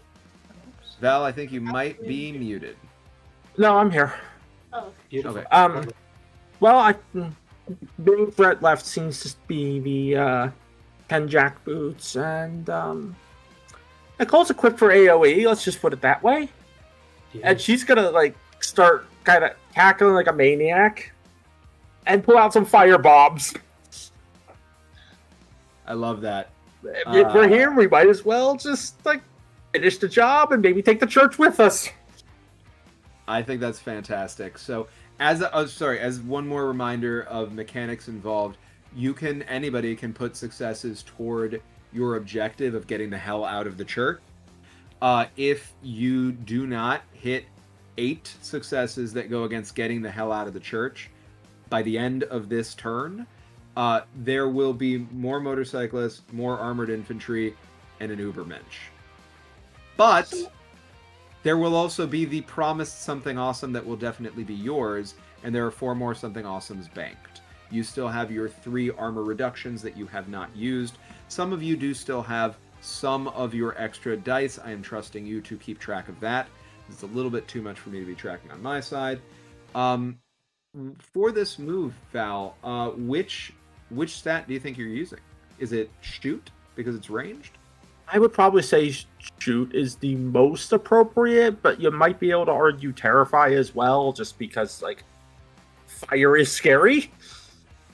Super fair and valid. So which do you prefer? It's really going to come down to how you describe it. Shoot. Fundamentally, it is throwing from ranged, and Copy. Yeah. Okay, perfect. So I am good with that being shoot. Absolutely no questions asked. So, how much do you have in shoot? 4? Yeah. Okay. Are you going to be using your 2 extra dice on this? Yeah, let's go for it. Just screw it. We ball. Yeah, so that is going to bring it up to 6. And then you said that you are using your fire bombs. Are you using one or both fire bombs? I am. I'll use both. Okay. So you're going to be able to add 3 more dice on top of that. So that brings you to 9d6 so far. I'm going to go ahead and say that this is a fire trap that you are doing this in, that you are creating with this, which adds 2 extra dice to that. So that brings you up to 11d6. Is that everything? Yes.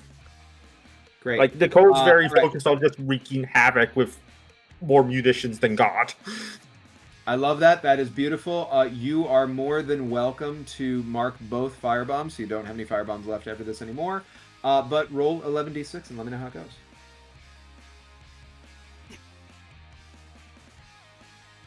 Also, just for clarity's sake, was Irina's motorcycle successes to reach our objective or to, like, destroy the motorcyclist? So it didn't have anything to do with the objective. It brought the motorcycle, like, to destroy the infantry. So it brought that infantry down from... Yeah. Well, I suppose my intention was to blow through that area and let us get out. Okay, But if I can't put those successes towards one or the other, I will go with what has been honored already, which is killing the infantry. If I misunderstood, we can absolutely retcon that. What I mean is there's either 10 infantry or you can escape. Those are your 2 options. Like, it cannot apply to both. Each success can only apply to one thing. So where would you like the 9 successes that you applied to go? Well, to getting the fuck out. This was to get the job done. The motorcycle bomb was beautiful. Breaching a hole. And if that kills the infantry on the way, whatever, but this is a get out. I will say, you only go through the challenge rating of the infantry. You don't take any of them out. All 10 of them are still there. If that affects your plan, Val, Nicole, let me know. But plan was still the firebomb. Yeah, the rest, what I will say is if you want to, instead of doing that, if you want to feed on one of them as you go, they won't die, but you can take 1 blood for that, Fallon. And that can be a little bit more beneficial for you. So you could take 1 blood, add it to your sheet. The other 8 successes blow a hole. Your plan, like your objective, is completed, and you all can get the fuck out of here as soon as Nicole is finished with this havoc that is being wreaked. I will say, with that having been said, Nicole, do you want to rework any of what you're doing? Do you want to save your firebombs for later, or do you want to go with what we've set up? I'll keep 1 firebomb in reserve then. Okay, so that is going to bring 3 back from, I said 11d6, so you're now going to roll 8d6.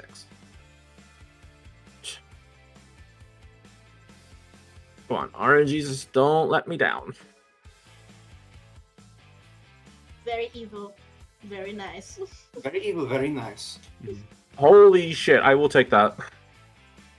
What is it? 5 successes, 2 of them critical. That's fantastic. Okay, so you've got 3 successes, regular successes, 2 crits. So you have a max of 7 successes, or you can use those crits for specials. What would you like to do? Okay, so we did apply. So there are already 8 on getting out of here, right?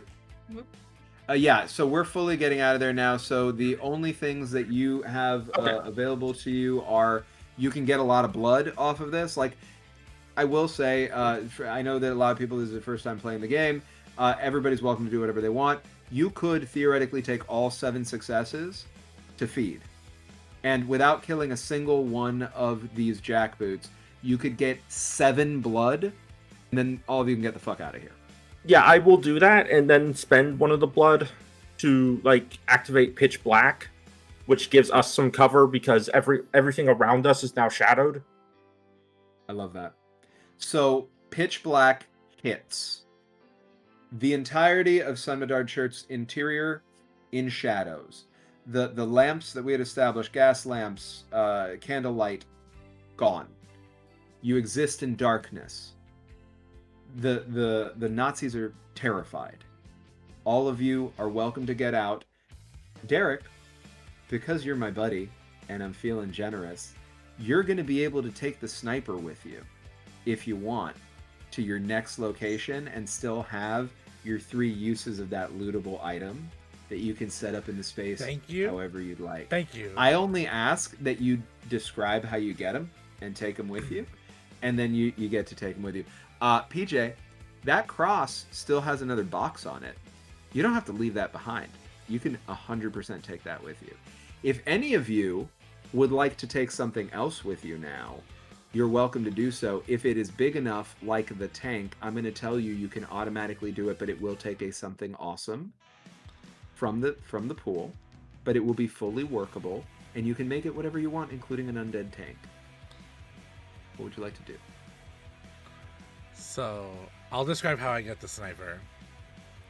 Okay. I'm going to have them come down from the sniper's nest.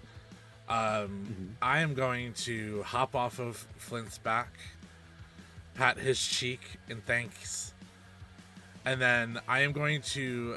Are there any motorcycles that are unharmed? Yeah, why not? There can be. Cool. Let me know what you got in mind. I'm gonna hop on a motorcycle, kick it to life, have Hans get on the back, and rev off. And while I pass Astrid, it's just a... That's beautiful. Speaking of Astrid, I saw you wanting to hustle something. What's up? I want stuff. I want things and stuff, and so I'm gonna be a loot goblin. If you'll allow me. You said... Yeah. So this is a question for the table, because Astrid's not making this choice without everyone else. There's a tank. Yes. Take it. Yes. Thoughts on tank? Yes. Yes. That's what tank is, yes. Wonderful. So then Astrid will, after looking at the tank and going, good work, surviving, hop in and just to go after the motorcycle with it and just pass very slowly. So I will say, to avoid you having to roll a fixed roll or anything to try to make it work, I'm perfectly down to have one of our 5-something awesomes, and not the one that was promised to you, one of the other ones, spent on making it so that this tank works perfectly for you, in spite of the fact that it was blown up to shit.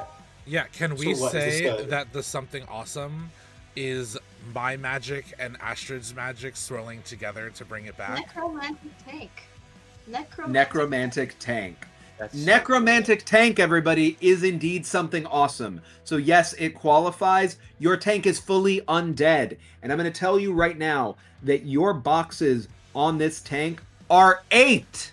You're going to have 8 boxes on your necromantic tank. And you can flavor it with necromantic magic however you want. That last one is going to give 2 extra dice. Let's go. So anybody at home knows how we got to 8 boxes on that necromantic tank. Tanks have a threat rating of 8. What's good for the goose is good for the gander. PJ, I have a question for you. Yeah? Would you have any interest in potentially scrounging around for some resources here? See if you could reinforce that really big cross you've got going on there? Yes. Not just the cross. I also want to reinforce Flint a little bit. I'm going to start rummaging through everything, the shrapnel, the cadavers, and I put the cross up, I take Flint's name tag off, and I put it on the cross. I'm like, hey, look, it is our man Flint. He's a big boy. Ha! And I'm going to start, putting and riveting, the steel plating from the motorcycles and the shrapnel from the guns and the explosions, and it becomes the most Mad Maxian, badass looking metal bat you've ever seen. Beautiful. And he goes, this is my flint stick. I use this for the beatings. Very nice. Very evil beatings. And then I put a little helmet that doesn't quite fit over one part of my head. And I start marching off. Oh, how I adore I love that. I love that. I will say you're welcome to march off into the distance, and you can walk the whole way to wherever we're going if you want. I will also allow that you can catch a ride on the side of the tank. With that giant bat, I'm going to say you don't fit inside the tank, but if you're down to hang on to the outside of the tank and ride it, holding the bat, you're more than welcome to do that. Flint for sure is going to start marching, and he's going to see the tank, and he goes, "Oh, no, that is big cool. That is big cool. I want to ride the big cool." And he will just jump on the side, one hand, bat here, eyes bulging and tongue out like an Eli Roth painting, just like, let's go. As you do that, I have an above-table question for you and for the table, because this is a shared resource. We have 4 something awesomes, only one of which is promised to you all that when we hit 500 is going to be really awesome. Like exceptionally awesome, out of this world awesome. Would you like a regular something awesome, or would you like the super duper something awesome to apply to reinforcing this bat without having to roll to see how well it's reinforced? Sorry, I was muted there. I think I want to roll. If you ever get a chance to roll, you go for the roll. I want to reinforce this bad boy. Big roll. So, what do you have in fix? Ooh, let's see. In fix, I have 2. Okay, so that is You have a friend repair who has modify 4. devices or structures. What was that? You have an ally who has 4. Nice. What was that, Ezra? I mean, if he's on the tank, I'm also in the tank, and it's a necromantic tank. They're not driving the tank. So if there's a help mechanic... There isn't, but I will allow this. So, Chuck and Astrid, if you can describe to me how you're helping with this in vivid detail, then I will buy that you can add your fixed dice pools to PJ's roll. Plus, PJ, if you're looking at any moves, specials, well, you can't spend the special because you don't have a crit. Moves or equipment that you're using for this, have that in mind when I come back to you. I'm going to go Chuck first, and then Astrid. Chuck, how are you helping? Okay. My original idea was mounting a wheel from one of the motorcycles, so it's easier to carry. But if you're carrying it on the tank, that's not really necessary. If I use an ability, do I have to spend a blood on it out of combat, or can we say that there's plenty of blood around? If you're gonna use the ability, I do have to say that you're gonna spend a blood on it. But because you're also not taking a turn, because I might let it slip, or like you can pull the blood from somewhere else, but you're doing a help action that doesn't formally really exist in the game. So I think the boundary of the hustle is if you want to use that ability, you have to spend the blood.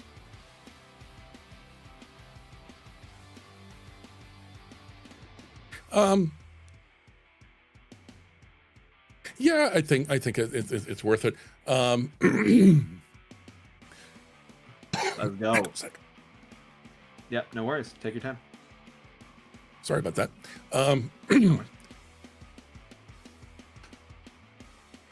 So Chuck pulls out a handful of nails out of his toolbox, his tool belt, and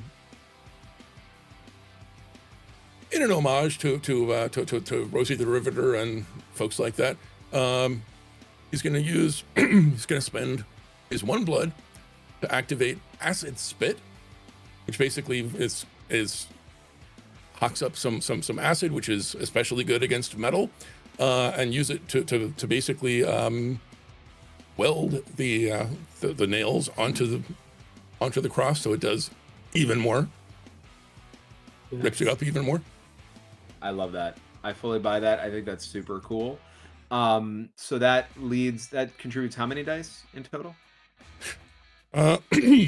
Sorry. So he's using a use of his tool belt, which is 1, plus 1, because this is certainly jerry rigging, plus 1 for the acid spit, which is plus 2 against metal, so it's a total of 5. Okay, so that's 5 plus your fix, which is 4, so that's 9. Yes, so it's 9. Sorry. Great. So, PJ, you just added 9 to the pool that you already had. Please help me remember what you already had because it already fell out of my brain. Ezra, what would you like to add? Mine's not 9, but it is fun. There was a frag grenade that went off in here, so there's still pieces of a frag grenade that are intended to be sharp, spiky, and awful.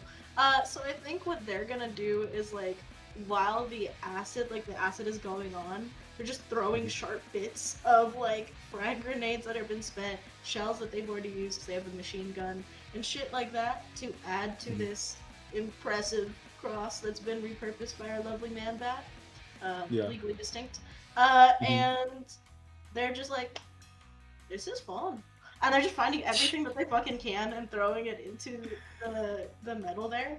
It's just 2 more, but that does make it like 14. 2 more super helps. 2 more super helps. So that is 11 that has been added to your existing dice pool. Remind us, before you added any of your own gear or anything, PJ, where were we on your dice pool? So, Flint has a fix of 2. So with all that amazing assistance, I'm now rocking a 13. Okay. Love that. What else you got? So, yes, and this, however you want to. Let me know how this works. One of my abilities. I'll describe the action first and the ability second. So, as we're absolutely Iron Manning and Frankensteining this bad boy, there's gonna be a point where we're about to get to the end, and he's seeming kind of like, getting a little bit of blood there, and he starts to draw a very crude picture of like wings, and he's gonna go, yeah, red blood gives you wings, and I'm going to try to bless it with my ability called improvised projectile. Okay. I love that. So that I'm gonna spend the blood and add, this property that I'm gonna be able to huck this thing with great effect later. If I may. I love that. So where does that land your overall dice pool on top of the 13 that it was at already? Well, I don't know if that's going to give me any bonuses. If it would, I'm assuming. You tell me how many and I'll add it, because right now it's looking at 13. Copy. Let me just double check your sheet to see if what you just described, there is a way into any more. I would argue that it's aerodynamic, so it adds another die. Aerodynamic adds another die, so you get to 14. That is it, unfortunately. But hey, 14 is the new high for the day. So congratulations to all of you, really, because this was a team effort to get to 14 on making this bat awesome. I want to be super clear here. The way that we, unless you, what were you going to say, Ezra, before I happily contribute one of my dice, my extra dice that I have not used yet, because I still have 2. To bring this up to 15. I will happily take one of your extra dice, Ezra. You're welcome to go up to 15, PJ. Anybody else want to donate any dice? You don't have to if you don't want to. If I donate my 2, I'll be at 19. I believe 19 total or 17 total? 17 total. We were at 15, so but 17 total. Which means we're like 5 away from beating the 21 Hey guys, dice. record. You could give us dice. I'll put in the 2 that I have remaining. 19. 19. Given this will get to a 22. If we can't get it to a 22, you'll take it back. That's fine. Yeah. I do want to say, in case this incentivizes anybody, I am going to give you as many boxes on this bat on top of the one you already had, right? As there are successes. Okay. And you can use all those boxes at once if you want. So this won't even be the last time that you can use these rolls, depending on how many of these rolls come out as successes, right? But essentially, you'll get to use them again through the bat. I have not rolled anything yet. I'm just doing a head count of dice. So let's see. 1, 2, 3, 4, 5, 6, 7, 8, 9, 10, 11, 12, 13, 14, 15, 16, 17, 18, 19. Correction, I'm at 20 if that is correct. Let me know if I'm wrong. No, I believe you're at 20. That's fine. I think you're dice. We need. Does anybody have 2 Tiltify dice to donate or a hustle for how you can contribute to this fix? Go ahead. I look like Chuck. How was that help mechanic we were improvising working? I have. We were counting up. Chuck is donating You donated 9 of them already, so you Yeah. did a lot of stuff. But I don't know if And I that's... think that included your fix. So you would have to justify using like an additional item. No, I'm saying, are those 9 counted in, or... Oh, the 9 are part of Yeah. the 9 are part of Those the are part of the whole thing. Those are part of the whole thing. Wasn't sure That's if you how were we counting get up it. what you had and then... No. That's Super. we got up to Yeah. 20 with what everybody has here. So we just would need one more help action potentially from somebody that has at least 2 in fix. I've got Or 2 fix. these. You got 2 I'll fix? put it in. How would you like to I'll help? put it in.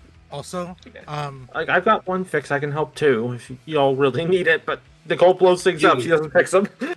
I think we'll get to there with Fallon's fix, and I'm pretty sure PJ only has 22 d6s in front of him. So, well, I was going to say, 'cause Only. yeah. Fallon's, Go ahead. Instead of adding Fallon's fix, I donated 3 dice to PJ. Do that. Do The that. Tiltify. yeah. Okay, so on the Tiltify, we do have 3 dice for PJ. There is a removal of the of dice from Gem. Thank you, Gem. Let's see where this is. The FC has too much power. Remove dice from them. Give my thanks to the players. So it's a removal for me, which takes away my 1 remaining. I believe I had 2 that we took 1 away from before. Now that takes away my 1 extra dice. So I'm flat again. Thank you for that, Gem. Fuck Nazis. And PJ, with those 3, Fallon, you can get your 2 dice back from Tiltify. They're back to you. Yeah. You can still give the fix, and I believe that gets us to...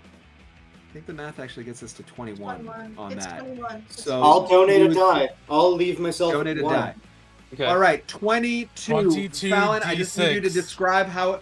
Before PJ does this 22 dice roll, on fixing a bat, I want to make it super clear, we're rolling 22 d6 to make this bat amazing. Yes. So, and I'm in such a good mood about this.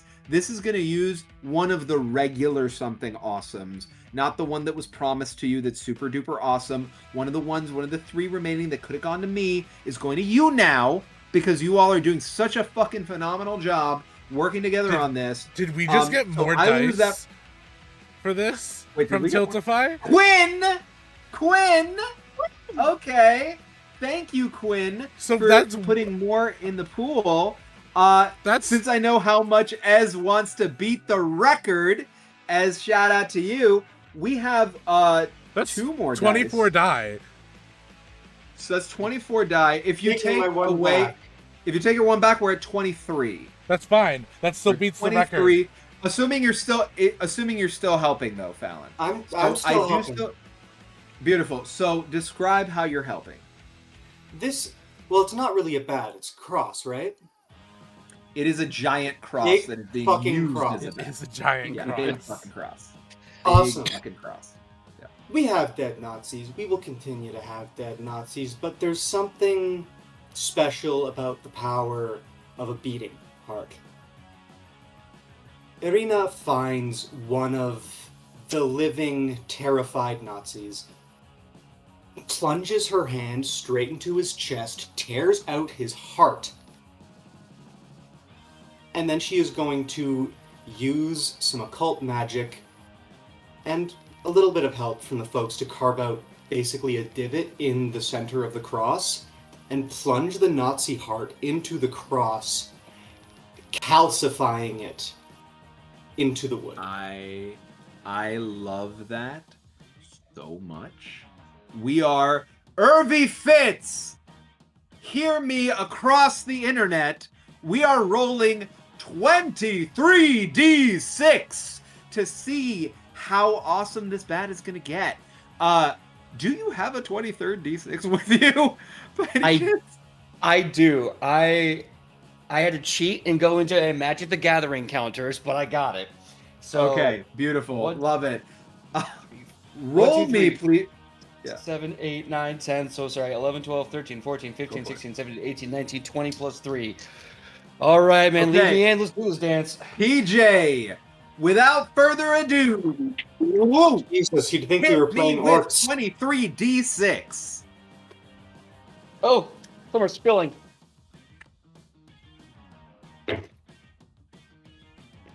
And these two, sorry, if I remember correctly, our lovely Fang commander said that for every success, that's a use of the cross, right?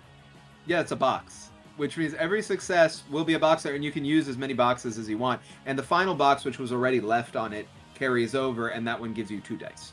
Okay, but just checking. I'm just rules lawyering a little bit for the reminder now that we're up to 23 dice. I love it. And we are up to $585. So once we get another $15 in, we are right now at 3 regular something awesomes. Sorry, did I use that? 2 regular something awesomes. 1 amazing something awesome that is definitely yours. We get a third something awesome, $15 from now. So if you want to get into Tiltify and give money to Translifeline, which is a very worthy cause doing amazing work, you can get another something awesome in this game. PJ, where are we at? Still counting the dice. Okay. So, Hey, Irvy. Irvy gauntlet dropped. Yeah. Of the 23 that I rolled, Irvy, check this out. I have 1, 2, 3, 4, 5, 6, 7, 8, 9, 10, 11, 12 regular successes, and 1, 2, 3, 4, 5 crits. So I'm hearing that's 23 successes, PJ, which allows you to have 24 boxes on your bat. Oh, this is the bat that will pierce the heavens. This is the bat that invented Gurren Lagann. We're doing it now, baby. All right. This bat is in your hand and you're feeling frisky, Flint, as you are hanging off the side of our necromantic Panzer tank. Don't forget that exists. Is that a record for successes also? I believe it is a record. We weren't even going for it, folks. That is how amazing our anti-fascist day is going. We are beating records we weren't even aiming for. 23 successes in a single roll.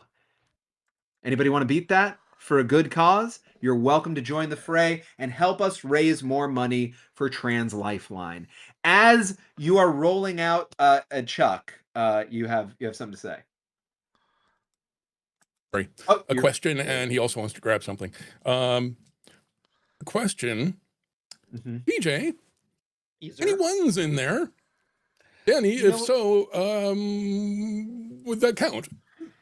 Yeah, I'll let you. Oh my god, yeah, Ollie, because you added die. I am so... Steve, I am in love with the hustle. Yes, you can get every single one. I'm not even going to say that you only get 1 for all the ones. I'm going to say you get 1 blood for as many ones as are there. So, PJ... Yeah. I'm so glad you asked for 1. And also, thank you so much for this. This has been amazing. There's been 3 1s in that roll. The rest were all 3s. So you get to take 3 blood, which you can flavor however you'd like as feeding on these Nazis on your way out of the church. Yep. Also hoping for one piece of loot, just because I don't know what we're gonna do with it. Yeah. But I just love the idea. because we're vampires.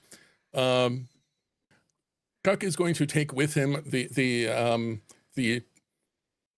don't even know what it's called, the like canister of holy water.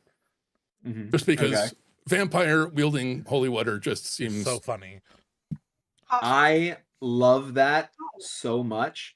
Would you like to spend something awesome on this item, or would you like to roll for the nature of this item? Money saved is money earned. Yes, we know. But speaking of drive it like you stole it. Money, We've only got like an hour and a half to 2 hours left on this stream. So let's go.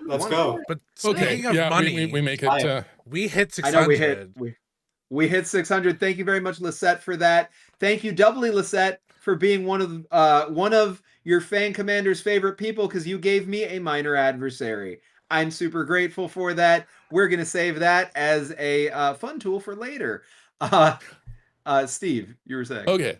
He said thank you. I'm He said, gonna "Thank you for being one of my gonna take favorite That one is of an the- extra something awesome, by the way. So now you're up to 3 something awesomes plus the one promised you. Go ahead. So I'm gonna incorporate one of the something awesomes. And I think I was kind of racking my brain. Okay, what does this thing actually do? I'm gonna go with my misspeaking. It's not Okay. the canister of holy water. It's a canister of holy oil, which is Okay. say flammable. Yeah, I'll take that. 100% I will take Beauty. that. Fully. And I'm going to tell you that since you're spending a something awesome, and I'm very happy with how anti-fascist we all are today, you are going to be able to put 10 boxes on that. It's got to be at least a little less than half as strong as a bat, right? So like without rolling anything for the low cost of one of these something awesomes, you get 10 boxes, which means you get 11 dice worth of use out of this canister. Does that sound okay to you? Love it. Awesome. All right, Yeah. that puts us back at 2 regular something awesomes. We just spent the one that came from hitting $600. Thank you very much, Lisette, for that. Thank you again, Lisette, for the minor adversary.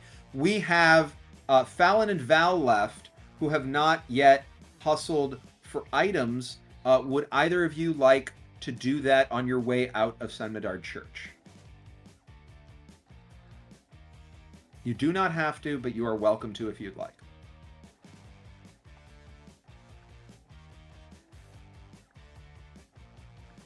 I would like to. I'm just going to try adding another cigarette from the because I have cigarettes taken from the pockets of hanged men. Okay.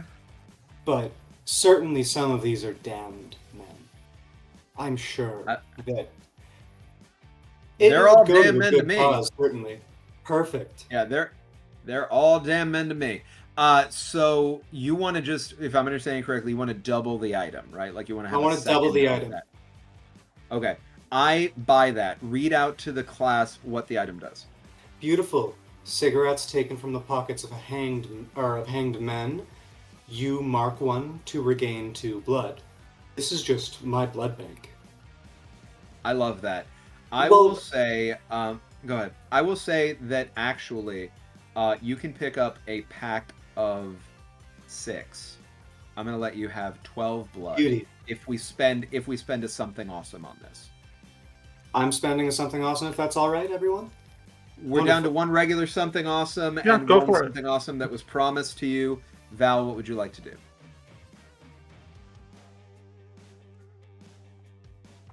Val? Yeah, sorry, I'm just trying to think about it. No worries.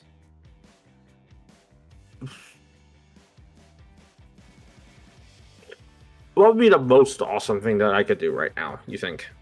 I think you take a whole bandolier of grenades from infantry. I think you take a whole fucking bandolier. Absolutely. Or several. There's so many Yeah. dead people in this place. True, and I do have a scavenge ability that, like, I feel like I could use to restock my firebombs. Wonderful. Yeah. Go ahead. Read out to us how your scavenge ability works. Scavenger, special roll of d6 and compared to the numbers in square brackets on Nicole's equipment list, restore 1 use to the weapon rolled. Okay. I am going to say that you can take, because you ended up using, remind me, you used 1 or both One. of your firebombs. I was going to use 1 original. I was going to use both originally, and then after, like, the plan changed, I kicked it down to 1. Cool. If you spend a something awesome on this, I will let you regain 4 firebombs, not just 1, on that, and I will allow you to apply fire traps separately on each firebomb, even if you're stacking it. Yes. Like on each, I will okay. absolutely do that. Let's burn the city down. So that everybody knows what I just gave, fire trap is a +2 to each use. So instead of applying 1 +2 to the whole use, even if you're stacking them, I'm allowing a +2 to each individual firebomb. So if you use all 5 firebombs that you now have, the 5th of which already has 2 dice in it, you would have 4, 6, and then 5 times 16 dice that your firebombs can drop on there. So please make sure to track that correctly. That is our shopping episode, everybody. Wasn't that a fun shopping jaunt in the middle of this? On your way out. A weapon to end all wars. Yeah. And it's just a big honking cross. On your way out, I'm going to ask everybody, where are you heading to in Sector 2? A vote? If we could. I'd love to Yeah. go to that tech. I will go ahead, while you're looking at it and thinking about it, I will go ahead and let the audience at home know. We have the German Technology Pavilion.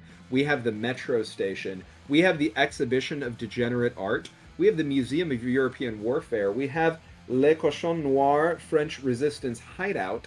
We have the expensive-looking garage. We have the Jardin des Fées Illuminations and Amusements Park.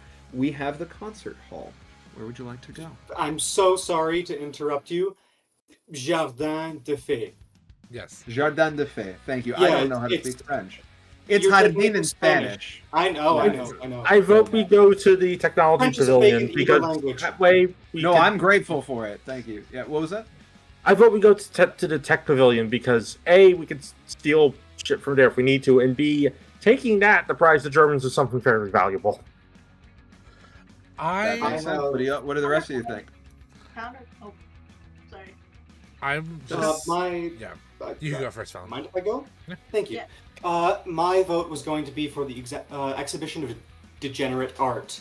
At the very least, I'm seeking something occult and the symbolic value of that which these pigs most revile. Mm-hmm. I want them to feel even half of the fear that they have put into the hearts of those they've labeled degenerate. I want to go to the exhibition and make an exhibition of the real degenerates. My vote is with that. Pretty strong hustle. My vote is also with that. 'cause I've that's- changed my mind. We got Ookie Spooky. Well, All not on only team. that, my vote is for that to honor my team from Friday, because that's where we wanted to go if we had gone through the catacombs. So I vote for that. Okay, Steve? Question before we make that decision. Annie, how comfortable are you describing as a place the Museum of Degenerate Art? I'm okay, because all I really need to get into here is what's written into the book. That stuff is going to be okay. The objectives, and there's a secondary objective, I'll tell you, are pretty good. I will say, I like the look of the enemies there. I do have, just as a reminder, regardless of where we go, not one but two Ubermenschen that I owe you. Plus, I owe a medium adversary. No, sorry, a minor adversary. So on top of wherever you go, now it is worth noting the selection of place does have stuff built into it that will also be working no matter what. Some of these places already have Ubermenschen. So if you pick a place where an Ubermensch is, you're going to face 3 Ubermenschen. If you don't pick a place that has an Ubermensch in it, you're going to face 2. Alongside whatever else is there and the minor, unit that I add in. I am not going to tell you if these places have those in them. That's going to be a surprise. We get to find out.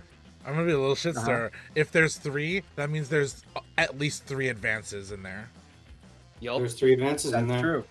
Yeah. That is true. See, you see a room full of Ubermenschen. I see a room full of upgrades with necks. I hear literally me and PJ are just. I'm just like, oh, that's a mission that gets me an upgrade on my biotics. Let's go. Steve, though, I do really appreciate you asking me the question you asked. That's very kind of you.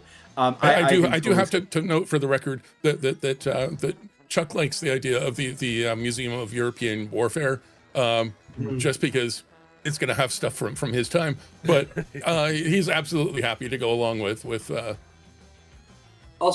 other ideas. Just a note about the depiction of Exhibition of Degenerate Art. Obviously something that the Nazis really did, but the point of these was to be accessible to the public. They were not grotesqueries. They were showcasing Jewish art and degenerate art as it was, and framing it as something to be disgusted by. But but it's not actually not actually tough stuff to watch. I will tell you right off the rip that the secondary objective in there is track down a lost Van Gogh or something. That's the exact wording.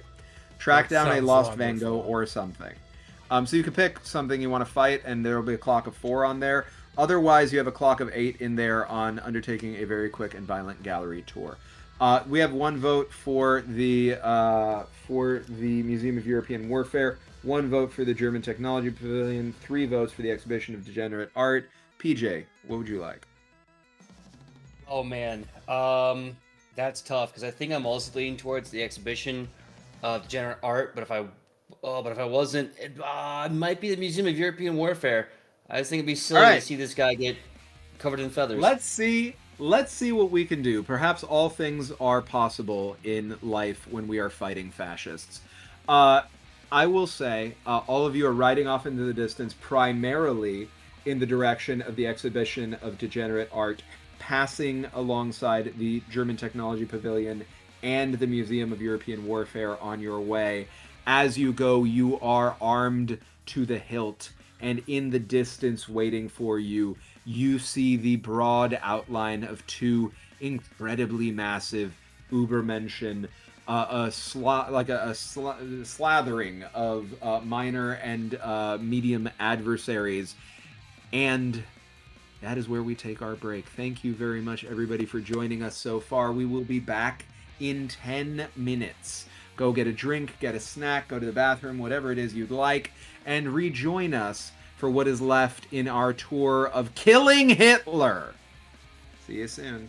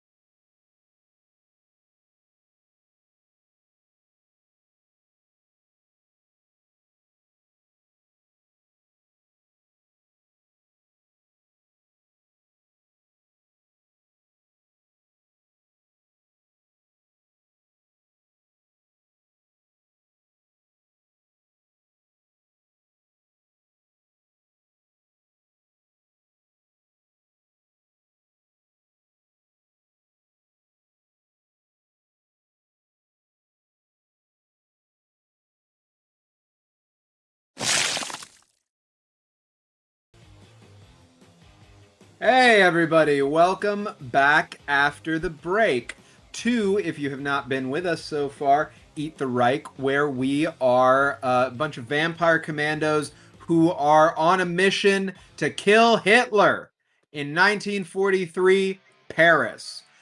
So come check us out.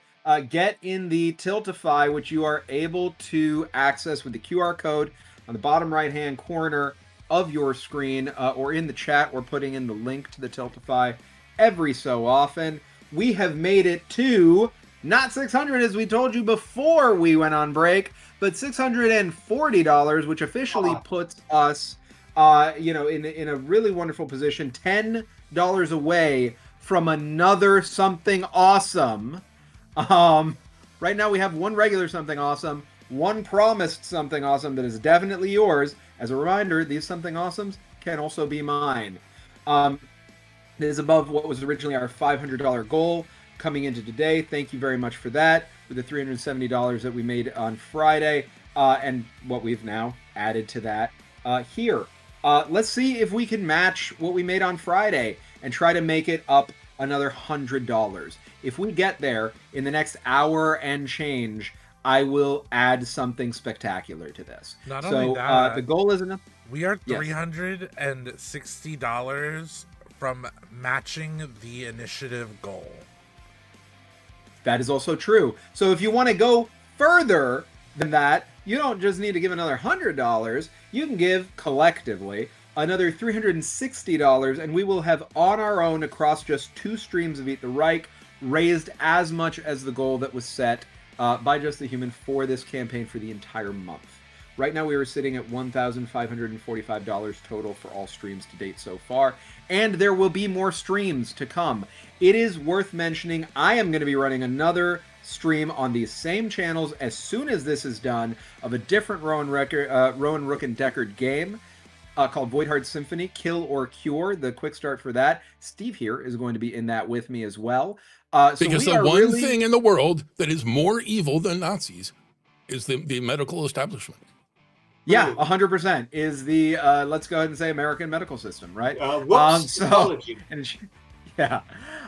So we are going to be going after them next today. So if you're just joining us now, if you've got it in you to join up after this, you're going to see on these same channels more fundraising for this same cause. So give the money now, give the money later if you have the money to give. If not, we're just grateful you're here. Like and subscribe on these channels. Amplify this on social media. Add the Tiltify wherever you can. We want to raise as much as possible. And we want to say thank you to Brad BB, for giving a one-time PC advance use for the most recent $40 we have. So as a reminder of how that functions, one of you is a collective pool for the whole team. It's not flagged for anybody in particular. One of you will be able to use one of the advances you have not taken yet one time based on what has just been bought. Does anybody have any questions before we dive back into the moment where we left things? I do. Yeah. Are you ready to lose? I mean, given that I'm playing the Third Reich, I am not ready to not lose, right? Like, I want you all to beat the shit out of me, but for charity. But I do need to make you earn it, right? Because otherwise, what are we doing here? So speaking of making you earn it, oh gosh, it's not even my birthday and I have so many presents left to unwrap. We talked about this on the break, and on our way into Sector 2, we are going to be passing by the German Technology Pavilion and the Museum of European Warfare on our way to our main target here, the exhibition of degenerate art. As you make your way into Sector 2, the German Technology Pavilion. German technology has come along leaps and bounds in the last half-decade, and this exhibition aims to show that off to the public. Experimental fuel sources hum and glow ominously in the darkness of the after-hours hall. Informative display boards singing the praises of newfangled alloys and a deactivated, state-of-the-art quadrupedal weapons platform stands proudly in the center of the arena. I am not going to make you go through the objective for this because I'm in a real good mood, everybody. So you do not have to storm the pavilion and get out the other side for 9 successes. But you do have a prototype beam emitter and a loose glowing fuel source that you can loot. There's a secondary objective. If you will take a moment, I'm not going to make you do the totality of powering up the weapons platform for 5 successes. But what I will say, actually, I will do that. If while you're driving by, you can pick up the loot I just mentioned, the prototype beam emitter and the loose glowing fuel source for free. If you take a beat to do something to try to get this weapons platform up and running, you will be able to get the quadrupedal weapons platform and the microwave array turret just for the low cost of 5 successes. Now, granted, completing this objective gives one player access to the following pieces of equipment. They do not occupy loot slots. That is the microwave array turret and the quadrupedal weapons platform. I'm going to say that it's mobile, so you can take it with you. You will have to do this in the presence of an Ubermensch. Would you like to try? Question. Yes. Does this quadrupedal weapons platform in any sense resemble, say, a horse? Anything can be a horse if you try hard enough, Chuck. Yeah, I think it does indeed actually look remarkably exactly like a horse that would be, if not for its mechanical nature and large stature, perfectly at home in the Old West. Chuck is saying yes. Yeah, we can do it. It's right, not comfortable having my saddle on the barrel of the tank. It's just not working. So I am going to make this clear, though. The Ubermensch that is there is not one of the 2 Tiltify ones. This is an Ubermensch that exists in that space. I'm going to eat him. You will have 2 other Ubermenschen to face that are just Tiltify ones alongside whatever you run into still. All right. Astrid, are we sharing a snack? Curly straw. I haven't gotten to use my curly straw. I'd like to use my curly straw. I love it. We can. All right. I have one. You Let's gotta share a straw it snack, up. love. Let's do it. You all can feast if you want. Nothing says that you can't all feed on an Ubermensch. Unbelievable. Nothing says that. Oh, a buffet. Rules is written. How wonderful. Rules is written. You do also, I will remind you, again, have 3 armor removals that you still have not spent, and you also have that 1 use of an advance that one of you has, whenever you'd like to use it. An advance you have not taken yet.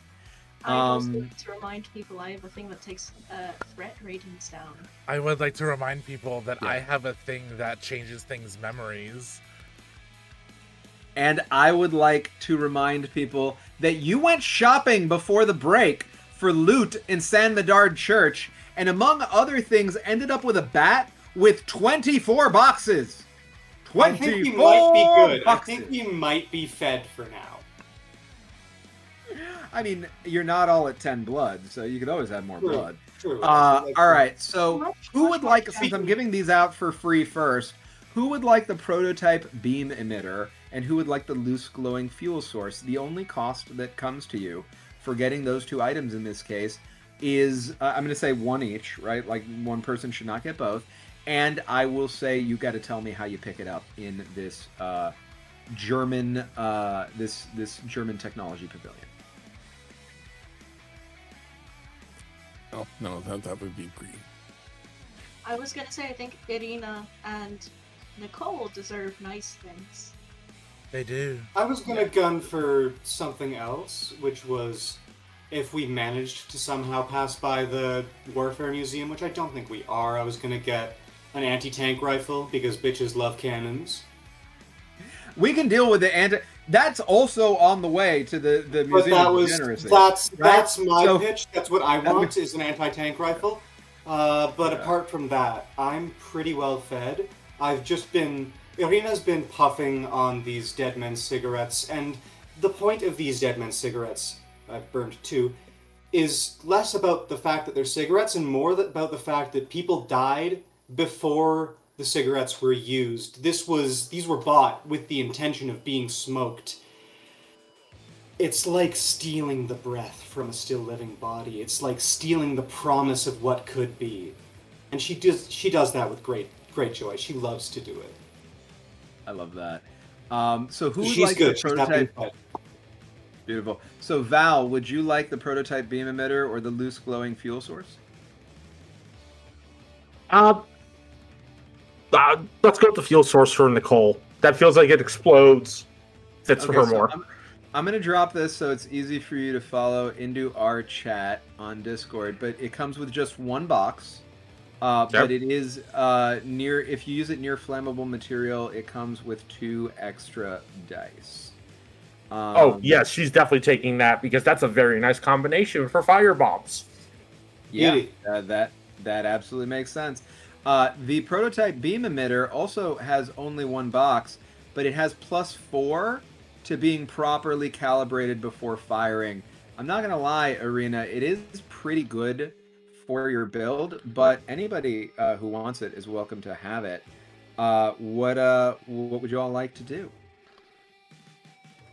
I think if Irina doesn't take it, Astrid will grab it and then offer, just be like, I need to know if you saw it. You would do lovely with this. Or, if you'll allow me some shenaniganery, this is to our storyteller. Mm-hmm. We do have a sniper. I will allow, but then that means Cosgrave takes it. But yes, I will allow the sniper to use it. That would be deeply funny. Yeah. I'm just saying. Because Cosgrave, and I will say from a mechanics perspective, Cosgrave telling the sniper to do something should take up your action. But if you're convincing enough, I might let you take an action alongside your sniper taking an action. I can be convincing enough. Perfect. So the above all have one box. Putting stuff into our chat. The microwave array turret, which does have anti-tank uses, is not something you have yet, but it has one box, so I'm putting it there. The below has 4 boxes, and that is going to be the quadrupedal weapons platform. As you pull into this place and you grab up all of these materials, Cosgrave, make sure to add to your tracking on your side that this exists, that the proton beam emitter exists, right? And Val, for Nicole, add the loose glowing fuel source. We're going to save the microwave array turret and the quadrupedal weapons platform for after this drive-by. You all find the first of what Hitler hopes will be a legion of half-man, half-machine warriors. Pistons replacing muscles, steel replacing skin, and the troublesome parts of the brain are cut away until only the bare instinct of killing remains. In a move that some would describe as unwise, Hitler opted to have a dormant Stahlsoldat on a display at the German Technology Pavilion instead of using a suitably enormous mannequin. So there's a real one of these there. The pavilion is loaded with atmospheric monitoring equipment, fine-tuned thermometers, infernal barometers, pressure sensors, and light reactive plates.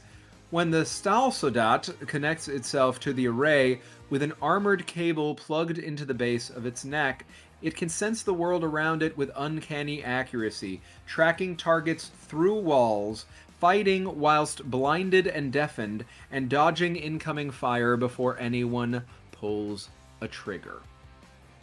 With that having been said, how would you all like to get just five successes to power up the weapons platform and move on for the rest of your day?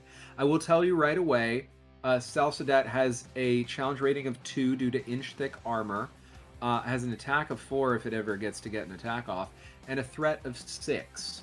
So you would need to put 8 successes toward killing it if you want to kill it, and it does not regenerate. So there is no reinforcement from it. If you want to feed on it, you're also welcome to do that, and it can grant you an advance for anybody who feeds on it. What would you like to do? Can Chuck dive in? Just because he sees mechanical horse, that no other considerations apply.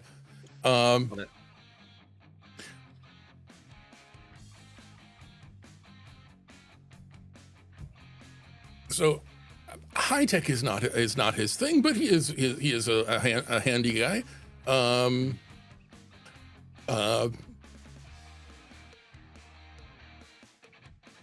Oh, of course. All right. So there is a in modern speak a CPU unit that has to be carefully calibrated and inserted. It is made by the Apple company. You must give the horse an apple. Yes. Okay, yeah. So breaking it out of whatever enclosure it's in and figuring out how to insert it, I'm going to suggest is a fix with his tool belt. Cool. There's a little bit of jury rigging going on because he's trying to make it friendly. Fully buy that. Okay. And I should mention, earlier you allowed us to take an unearned, take an advance. Yeah. The advance that he actually has, not the one that we can use, one that we haven't gotten yet. The one he actually took is elbow grease. When you roll up your sleeves and take on an objective, capital O, single-handed with the fix skill, you gain a special. Reduce the objective's rating by 4. That's amazing. So you have a 1 objective on this right now. How many dice are you rolling? Okay, so yeah. So well, it's a 1, but its rating is 1, but as long as I have a special to spend on it, so it is a special. Okay. I have a 4 in fix. I'm gonna go ahead and use up the tool belt. So that's 2 boxes plus an extra for using the last one. Plus 1 more for jerry rigging. 8. And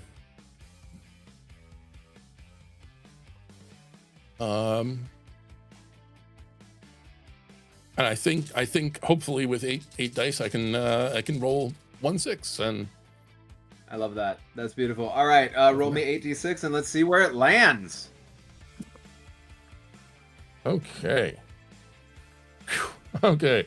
So I have 1 6.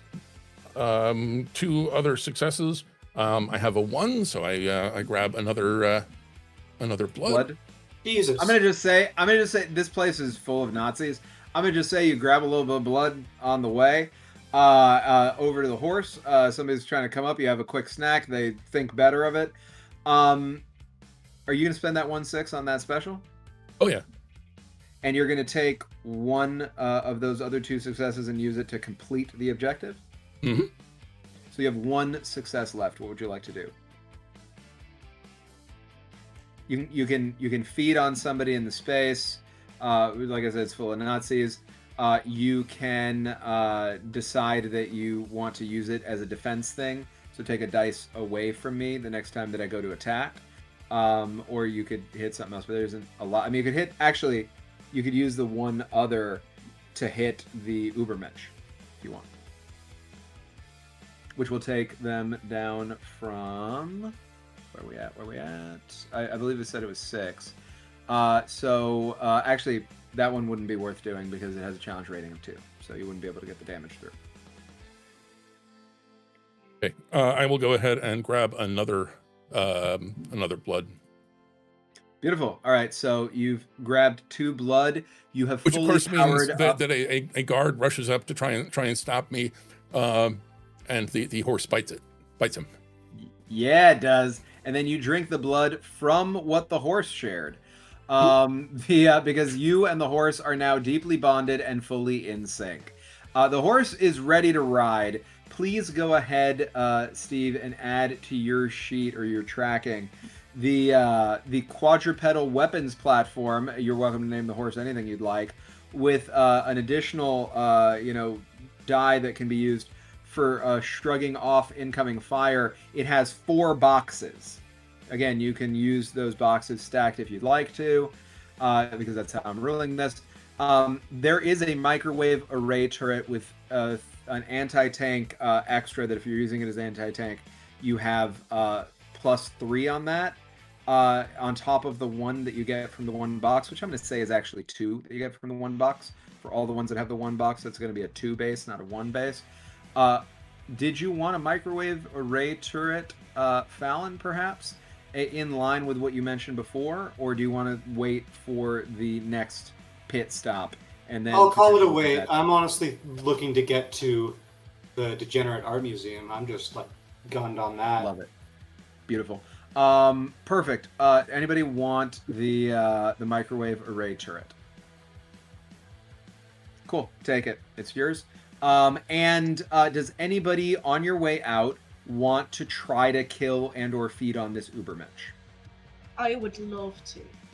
All 3 of you are welcome to do it. If you want to feed, I recommend feeding, like finding a way to feed together first, because I'm pretty sure any one of you will take out the 6 on this Ubermensch probably in one go. So, how do you want to do this? So we're fast forwarding the inevitable awesome fight sequence, right? Yeah, 100%. You can put as much mustard as you want on this, but basically you are doing a drive-by here, possibly on one other stop, on your way to the Museum of Degeneracy, which is where you are going to be landing. Yeah. Gotcha. So here's the fun thing, and I just think it's cute and sweet, so we're gonna just say it like this. I have a great spear, and I think A great spear.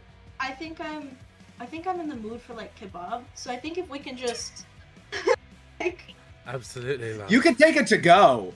You can Just to take your go. kebab to go. yeah, Oh my That's God. fully Absolutely. allowable. we have places to be. This is Yeah. I think it's like a mixture of like because I have a enormous knife. I think it's a mixture of like Astrid using like the shadows to cloak us, me coming out like slashing across like the Achilles heel to bring him down, and like him going down on either the cross if it's sharpened at the end or the spear. And I just think the really big knife, we can use that Yeah. to like That's Like, how you shove get Cut the off kebab. pieces. You just Yeah. yeah. I Just think there's a fillet. moment where like Flint is charging with that giant weapon, eyes engaged, tongue out wildly, and then he just like dead stops when he sees the thing is completely murdered, and he goes, "Are you going to eat that? We all are. it's for all of us. It's for all of us. Wait, I I'm can a have big some fan. too." Yes, you can have some. Yeah. Come on, love. Let's Ugh, go. this is so good. I I love- brought my extra big straw. Yes. I love all of this. To find out how much blood you're going to get on top of all 3 of you being able to mark an advancement, I do want to roll this. It's going to be quickest and easiest in terms of time if one person rolls it. So let me know what the damage, like let me know what you're adding to the pool, and then I want the 3 of you to elect a roller. Yeah. I think this would be brawl because I'm in the mix. So that's 3 plus my great spear. I want to use 2 of my great spear, so I'd be adding 5 of that. 5 dice to the pool, I think. So Love that. I want to be using, since I'm in the shadows, sneak, which is 3, and then my enormous knife, which because of the shadows and I'm sneaking, he never saw me coming, which adds another die. But I'm going to add all 4 of my enormous knife boxes. Beauty. Just So 6. You sound take like a 6 silly dice question. off that. Is I love that. Actually, is Nicole's pitch black still up? Yeah, pitch black is still up. oh wow, wonderful. Beauty. So I'm adding. You just turned it on, so I'm not going to take it away from you yet. Yeah, so I'm adding. Well, I turned it on at the end of the last encounter, so it was just wasn't sure if it was Yeah, still but going. like this is the first thing we do since then, so you've still got it. Okay. Can I I'm actually adding instead 9 of- die. I was gonna say, this feels fun, and I love to use my...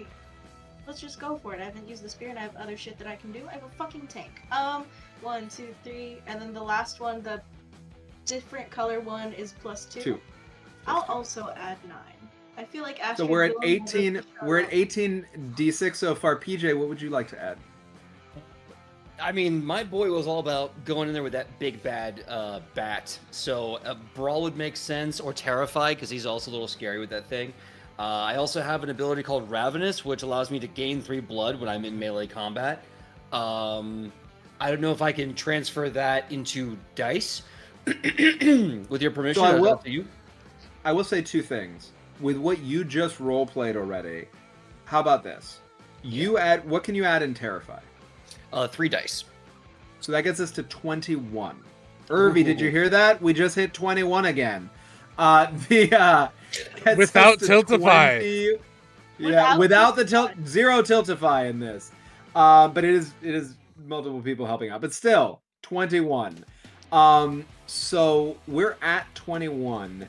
Is there anything you can add to Terrify that isn't your bat?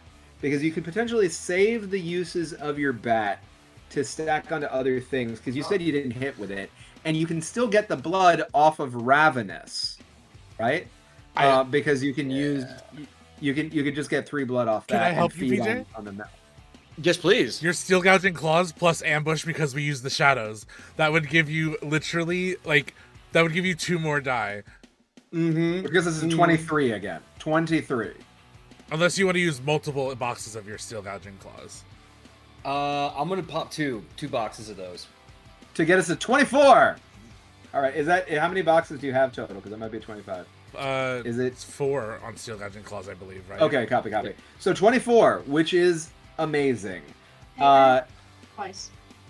I'm gonna say, if everybody's okay with this, that I think it's good that Ezra, you rolled a 24d6 I don't in have this case, 26. because we started with the kebab idea from you. I can 18 out of the 82 million dice I think we're rolling total. All right, so I will say, you roll 20, you roll 18. Derek, can you roll me the other 6? Absolutely. Let's go. We're rolling so many dice that we have to split them among people in the party. That's how we roll. Yeah, maybe. Oh my god. Okay. Oh my god. Jesus fucking Christ. Christ. Oh Okay. no. Tell me. Okay, let's start with Derek. Derek, because you have fewer. I have 1 5 and 5 6s. No, you do not. That is amazing. 1 5 and 5 6s. So we got 11 just there. What we got going on over here for you, Ezra? So here's the crazy thing. There was too many dice in my hand and I lost one to the floor. So I've rolled 17 so far. And I need someone else to take this number so that I can re-roll a dice. That's 4 regular successes. Okay, that takes us up to 15. And 1, 2, 3, 4, 5, 6, 7 sixes. And I So still that have is one another more dice to 14. So that is 29 successes, everyone. We beat our success New record. 29! Hell yeah. roll. And then it's just a measly 1 more regular success. Wait. Actually, for this one, if you don't mind, PJ, Yeah. will Yeah. you roll 1d6? Yeah. Come on. Ooh, crit. 6. Yes! No! 31 successes! 9 plus 2. We're now in the 30s, baby. We got 31 successes. So this is what I'm going to say. You got to spend 6 of those to skewer and kill this person. It's done. They're done. You can describe that however you want. We're on our way to the European War Museum. On the way, you can take the remaining 25 blood and split it up among the party however you would like. Anybody who takes any of that 25 blood, guess what? You're marking an advancement because you're drinking the blood of an Ubermensch. I'll take that. I love profiting off of others' work. Yeah, I'll take some of that. Okay, so so we can split proper. there's 6 of you. So if each of you at a base Take 4. take an average of 4 blood, we're at 24. There's 3 left over. I'm going to say the 3 involved should take the extra. That's Do for that. me. Okay. So 4, I'll 4 just to take. half of you, 5 then. Like that gets me up to 10 blood, and yeah, I'm gonna take that. Same. Done. Yeah. At the end of that 4 or 5 ad, does anybody not have 10 blood? So we're getting the still advancement don't- plus the 4 plus the 3 between us. That's correct. Okay, so Correct. 4. Yes. So all of you also pick an advancement. Steve, you had something? I have 9, but close enough. I have 6. That's okay. Rolling ones. I was like, I'm pretty sure Yeah, you're I'm gonna not at 10 find yet. more blood. Copy. Yeah. I just wanted to know because it's gonna impact what makes sense for y'all. Let me see.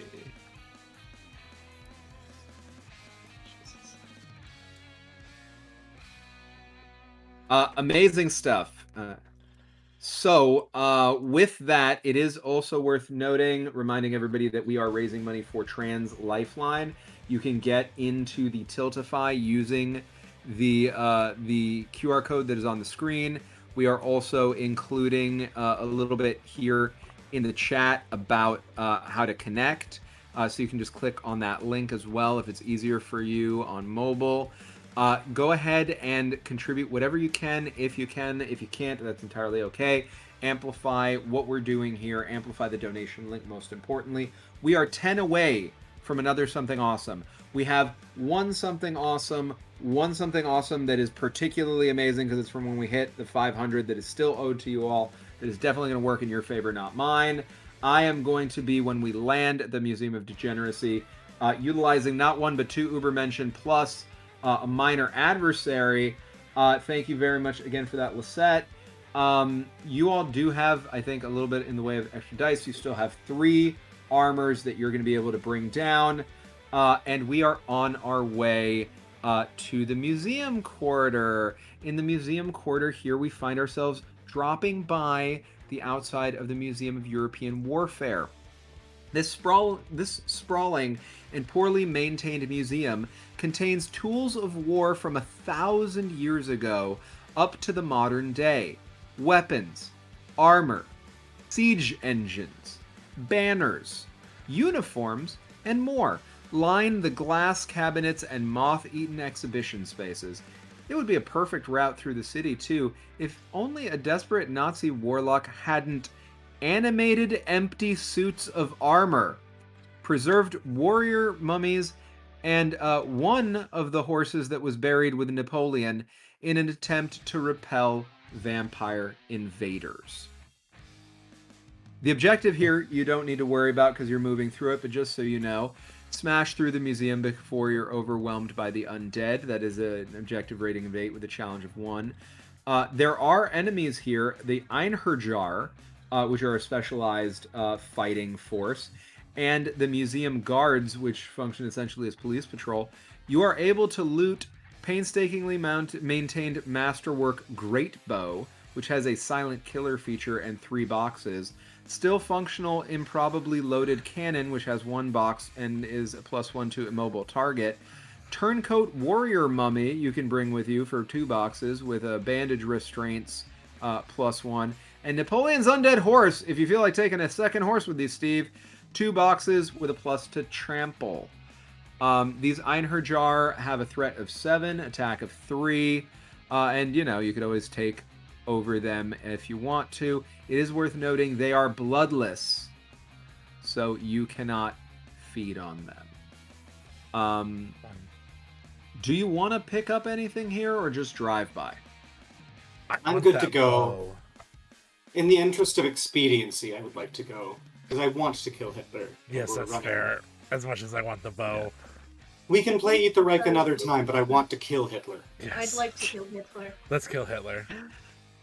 All right. The Einherjar. Becca's having a hard time item. leaving the horse behind, but I will say, you can try just for the bow and the horse on one joint roll, the 2 of you, and then we can move on. I'm down for it. What do you do? Cool. I'm going to use sneak, and I'm also going to use one of my equipments of bottled ghosts, which gives a +2 for passing through walls. Okay. So that is 3, 4, 6 dice that I will be adding to it. Okay. These Einherjar are haunted units of armor and warrior mummies brought to life. So that is what the Einherjar are. The grim Nazi wizardry brought through this. The threat rating is 7. Each, if I were to take a turn, each one that I would roll would give them an extra challenge rating, but they do not start with a challenge rating. Yeah. So between the two of you, you want to get at least 7 successes. If between the two of you get at least 7 successes, you will be able to take these 2 items. Okay. So how much is in your dice pool, Derek? 6. Steve, what would you like to contribute? Trying to figure out what I can do that's not like hurting the horse, because I think that's the only thing that Chuck sees. Yeah.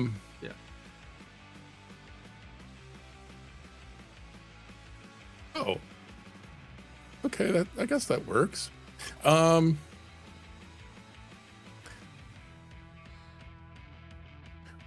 gonna say that this horse needs some taming. It's kind of, the like wild Mustang kind of situation, because it's a little bit nuts.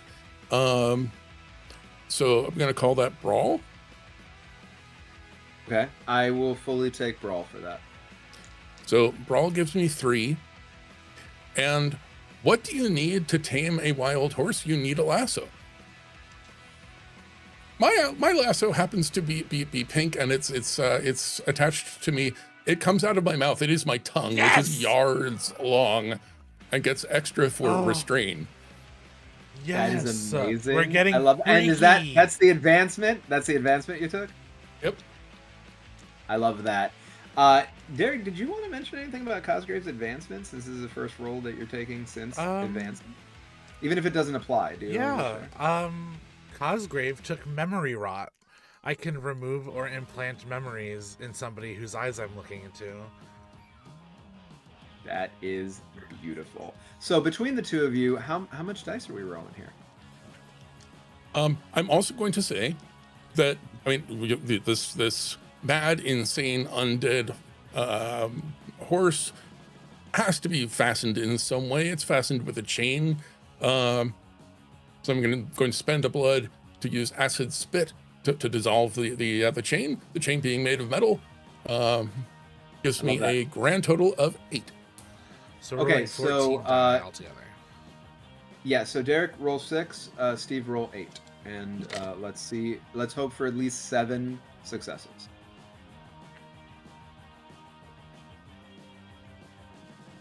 I rolled 3 5s, 2 6s, and a 1. Okay. 2 4s and a 6.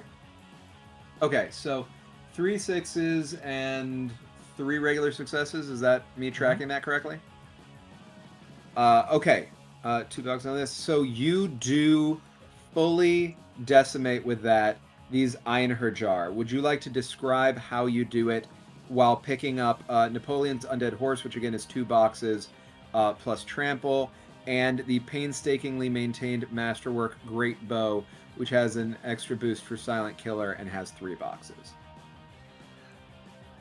I think it is just like it's very quick movements. I think Cosgrave stays like kind of lower to the ground and is like trying to take out, like get them to like drop so they can't move, and then like Chuck, if Chuck doesn't mind. Like, Chuck just uses the pistols at the end to just be like, bam. So it's like kind of like quick execution style. I love that. Chuck, what do you think about your side?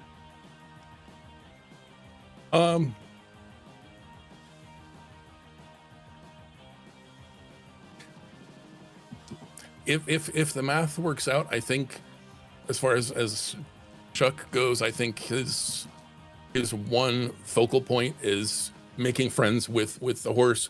The bad guys can take care of themselves, and he's willing to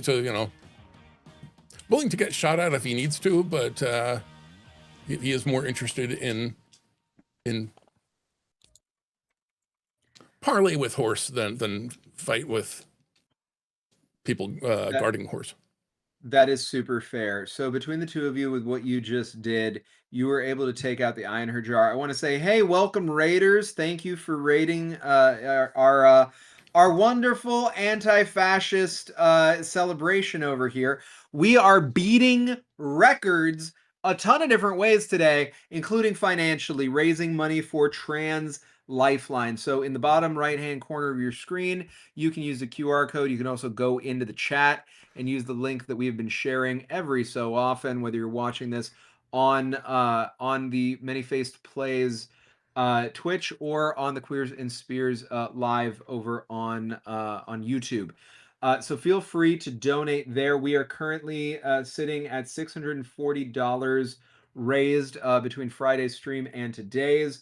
We are looking to hit at least another $10 donated. If anybody can spare $10 more to get to 650 so that we can get another something awesome. We are sitting on one something awesome right now, plus an extra special something awesome that works in your favor from earlier in the stream. That is on top of what you are able to buy with the donation incentives that impacts the game directly. If we can get another $100 up from where we are right now, we will match what we raised on Friday. If we can get another $360 in the small amount of time that we have left here, probably more than what we should be asking for, but if anybody's feeling very generous, we will hit something that matches the entire fundraising goal for what Just the Human put together with Charity TRPG for the entire month, which we have already exceeded, but we will be able to match it just through these Eat the Right games. So give what you can. If you can't give, that is entirely okay. We're grateful that you're here. Like and subscribe. These channels are doing really great work, really worth supporting. And amplify. Even with a small amount of window of time that we have left, you can still get the donations going, even if you can't donate yourself, just by sharing this with other people. Please do what you can. And with that, a masterwork great bow in the hands of Cosgrave, a second horse, Napoleon's horse, undead horse, no less, riding alongside your mechanized one, Chuck, and the rest of you all move toward the Museum of Degeneracy, or Museum of Exhibition of Degenerate Art. The collection of art that the Nazis deem antithetical to German values has been deliberately badly framed and hung, and is surrounded with mocking commentary.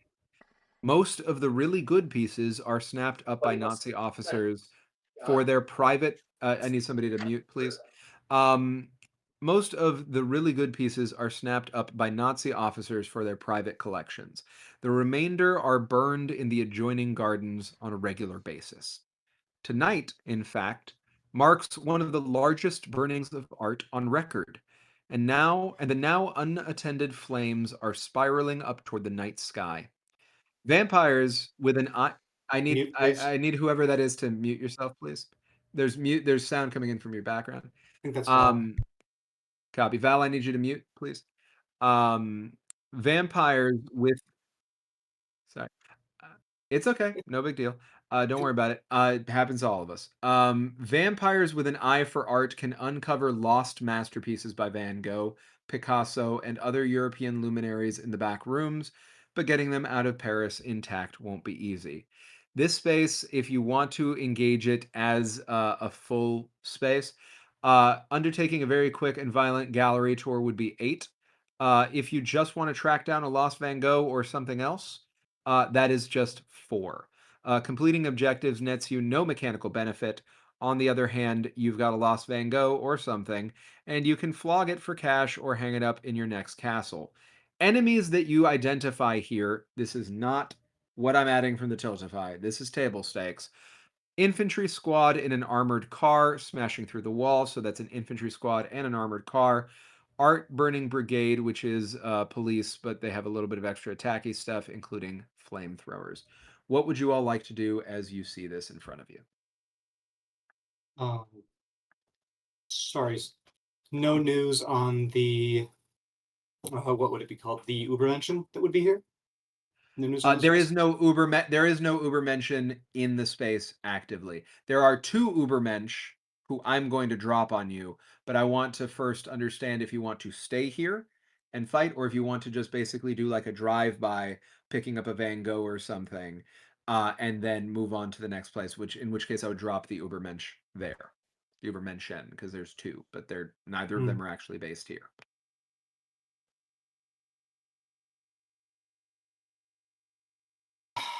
I think I'd like to go, at the very least, to try retrieving a couple paintings. We love secret I love that. objectives. I will say for every 4 that you every 4 successes that you earn and spend, you will be able to pick up a master work of art, and you get to decide what it is. Excellent. Cool. Anybody else want to do a little bit of side art heist with Irina? Okay. Irina, how would you like to do this? Wonderful. I'm going to spend a blood and drop a restraint level. The sorcery that has been partially keeping her contained, little black bands up her arms, 2 on each side. One of them melts away, spend a blood, and she is going to put up, or rather, she has her dark glamour, her unearthly beauty, and she's just going to walk straight up. I love that. With that dropping of restraint and that approach, what would you say is the primary stat that you're using for this? I'm using con. I'm using my con. Love that. And I'm going to ideally get a bonus from Dark Glamour because I am in beautiful surroundings. These fascists don't want to acknowledge the beauty, but nevertheless, there is beauty there. I'm looking for a few things. And so I think most of these officers are chucking things into the fire. I think I'm going to come off as like a rich buyer and then just fucking leave. I think that's perfect. I love that this is just an extended shopping spree, everybody. All right. Sorry, everyone. I'm taking my paintings. Yeah. Yeah. Go for it. Well, no, just Steve, if you want to help also. I don't know if that's what you're leaning in on. Fallon, while Steve's describing how he wants to help, if you can gather up however many dice you need based on what you just said. I got 4 con, and those nearby are mesmerized by my unearthly visage plus beautiful surroundings. That doesn't give me a dice number, so I'm just going to add 1 per the blood that I spent. The 1 plus, however many pluses there are there, is the extra dice. So that'd be 1 extra. 1 extra. So you're at 5 for me. Beauty. Perfect. So that'll be 5 for you. That is perfect. You're going to be able to roll that in a second. Steve, what would you like to contribute? Chuck is going to take a very different approach and basically museum heist kind of approach. So he spends a blood for spider scurry, which he hasn't used yet, which allows him to walk on ceilings and walls, and particularly well if they are low, which they often are in museums.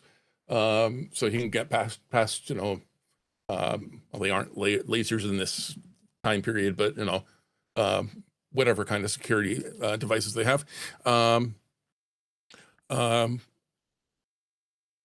think it's fair to say using tools and such can make it fix. I'd like to do this separately because I have separately. You're welcome. I have an advance that only works if I'm taking on an objective single-handed. Beautiful. So what's happening is just that Irina is going in a way that at most is distracting on their own, and then you're able to do that as well. I will say you can pool successes regardless in terms of getting the total number to like another tick of 4. So if you get 5 successes, and also if you get less than 4 successes, Irina, you would be able to pool that together over here, and you'll still be able to pull stuff out. How many dice do you have on this, Steve? Okay, so my fix is 4. I've got 1 from Spider Scurry, plus an extra for low ceilings.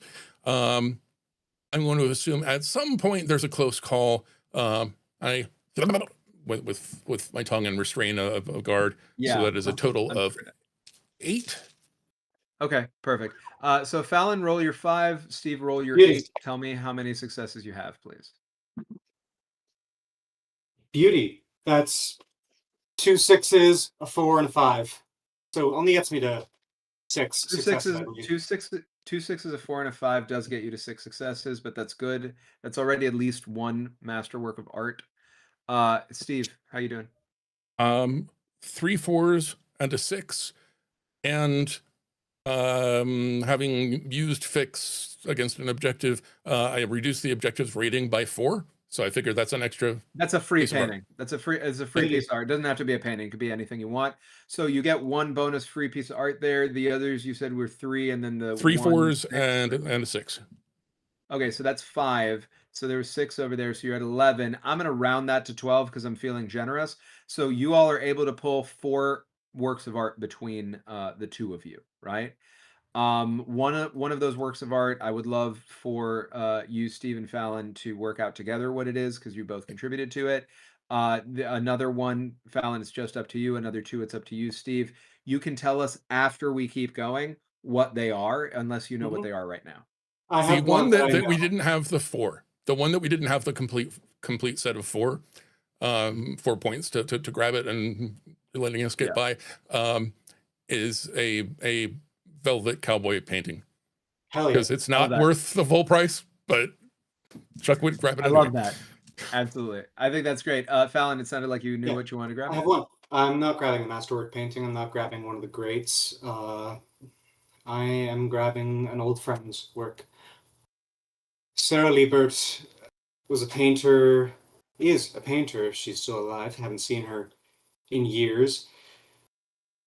Who had to flee Germany after the Hirschfeld Institute was burned. She made self-portraits, visions of people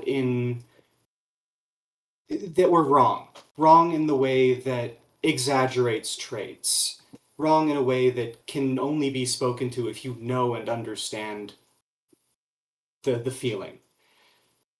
This is an old friend's art, and by God, at the very least, Irina is going to preserve that. I love that. That's beautiful. The 2 of you got those 2 paintings. There are 2 other works of art that you were able to save. You can tell us what they are afterwards. Wonderful. You zip out of the Museum of European Warfare before these Nazis even fucking knew you were there, because they're a bunch of dumb pieces of shit. And you ride off. I'm going to go ahead and say, I'm guessing you want to go directly to the Eiffel Tower. I think so. Yeah. Okay. Yeah. You make your way to the Eiffel Tower. Built to celebrate the 1889 Paris World Fair, the Eiffel Tower remains one of the most enduring symbols of Paris and France in general. Upon the Nazi conquest of the city, the structure was retrofitted with the latest in German technology. Elevators rocket up the structure, dazzling electric lights blaze out into the night air, and a rudimentary communications aerial has been supplanted by high bandwidth broadcast technology. Also, there's a Zeppelin attached to the top, and it contains Adolf Hitler, a cadre of Nazi vampire hunters, and the world's first Nazi werewolf. Your challenge is to ascend the Eiffel Tower. There's a challenge rating of 1, and it takes 8 against the objective. There are enemies here armored infantry squad waiting for you, and a paratrooper squad landing on the top and sides. You do not need to worry about them realistically. If any of you can get 9 objectives in one roll, like 9 successes in one roll here at the very least, you can get right up that tower into the Zeppelin in one roll. If you get more than 9 successes, I will let you use it against those Nazis that I just mentioned. I will not be bringing in the Übermenschen or the minor unit here.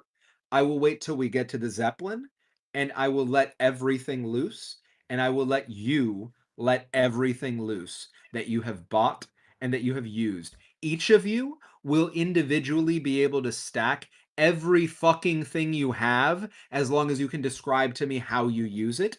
Each of you are going to roll, and you are going to fuck up these Übermenschen, Hitler, the Zeppelin, and the entirety of the Nazi forces in front of the whole fucking world. Because guess what? This is being broadcast live by the Fuhrer himself to the entire world. He wants to beat your asses in front of the world because he thinks it's going to be good publicity for the Third Reich. Prove him wrong.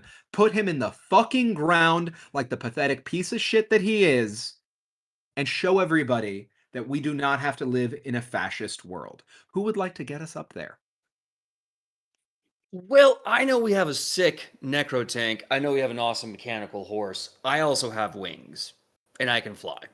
So, why don't we like do some sort of like Voltron thing here, where the awesome mechanical horse just starts like riding right up it, and I'm just gonna be flying with me and my weapon, and some people riding in the back. How do we feel about getting up there? I'll take a ride again. I love that. Feels good to me. I'm good to do that.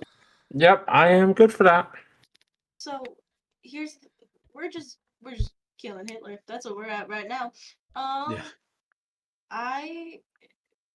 Anyone want to take the tank for a spin, or what would the tank do? Because I want to. So I think the best way, the easiest way, since we're focusing on this being transit, right? Yeah. Is take all of the transit related things that you all have. The horses, mechanical and real if you want to, Steve. The tank and the wings. Yeah. Right? There's also a motorcycle that was Yes. stolen. Yes, I do have And a the If nobody motorcycle. else is using a motorcycle, I would like to bomb up the stairs on that. Oh, take my motorcycle, darling. I have a Beauty. flint to fly on. So we got a motorcycle, we got 2 horses, we got Flint's wings, and we got the tank. Unless you want to use any of that for offensive purposes later, you're welcome to use all of the boxes of these things if you want, or you could just use some of them. Again, you only need 9 successes to fully ascend the Eiffel Tower. And if you want to fully kill the enemies that I mentioned are here, it's an armored infantry squad and a paratrooper squad. You only need, let me look.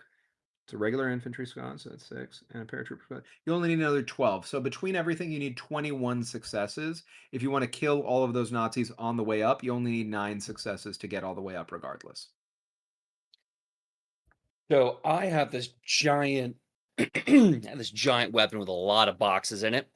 I think now is the best time to use as many of that as we can. I'm thinking maybe cut a few boxes out as we climb up, and then I think ideally once we get to like where all the everything is, unleash hell. That's where you're going to use it. So to be clear, Yeah. this roll is just to get upstairs. Fly. And then when you get up there, I will explain everything that is in front of you, and that's where you're going to want to unload all of your firepower. So again, you need to get upstairs. You do need 9 successes. If you want to kill the little stormtroopers along the way, killing all of them would take 21 successes.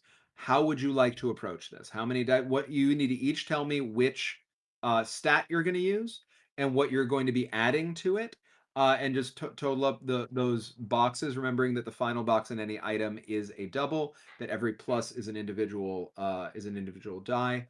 What are we doing here? So I'm gonna do sneak, but I'm going to give my motorcycle to Irina.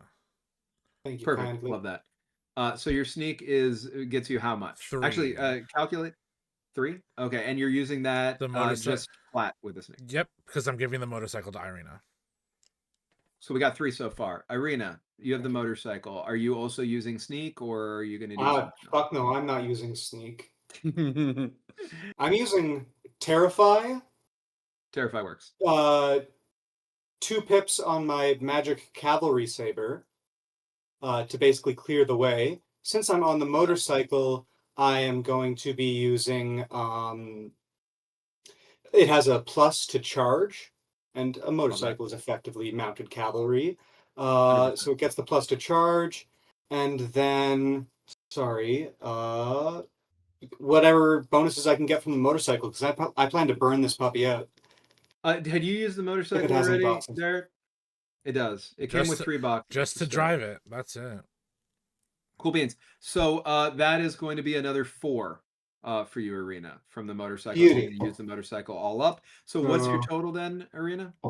Right. Terrify is 3.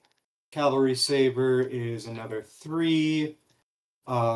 Motorcycle is 4. 10. Plus the 1 from charge for my Cavalry Saber. So 10. 11. Right? 11. 11. Okay, yeah. cool. Great. So do me a favor, because this is going to get a little wonky. As I go to each of you, roll your dice, and save your results, but don't tell me what they are. So go ahead, Derek, roll 3, and Fallon, roll 11. Let's go ahead and go next to our winged friend, Flint. What are you rolling for me here? All right, so I am going to be rolling stealth, I think.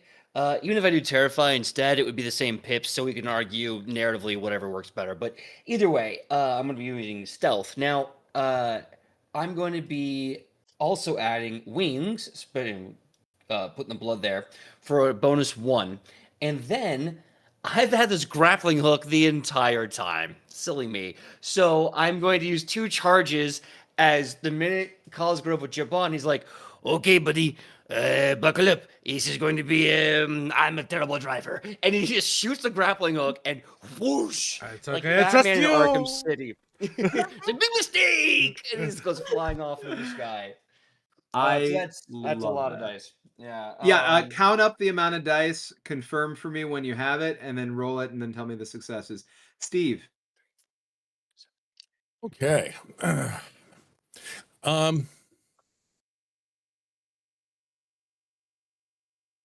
I think Chuck is going to start by trying to whittle down the guys on the ground.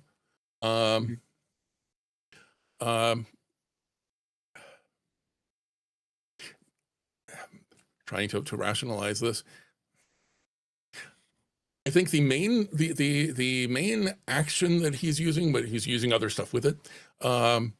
Main action that he's using now that he has the actual real thing. He doesn't need the heavy ordnance roving strategic engine anymore. The mechanical horse. Love that. So he's going to fix it to make it explode and tell it to charge right into the middle of all of these guys. Beautiful.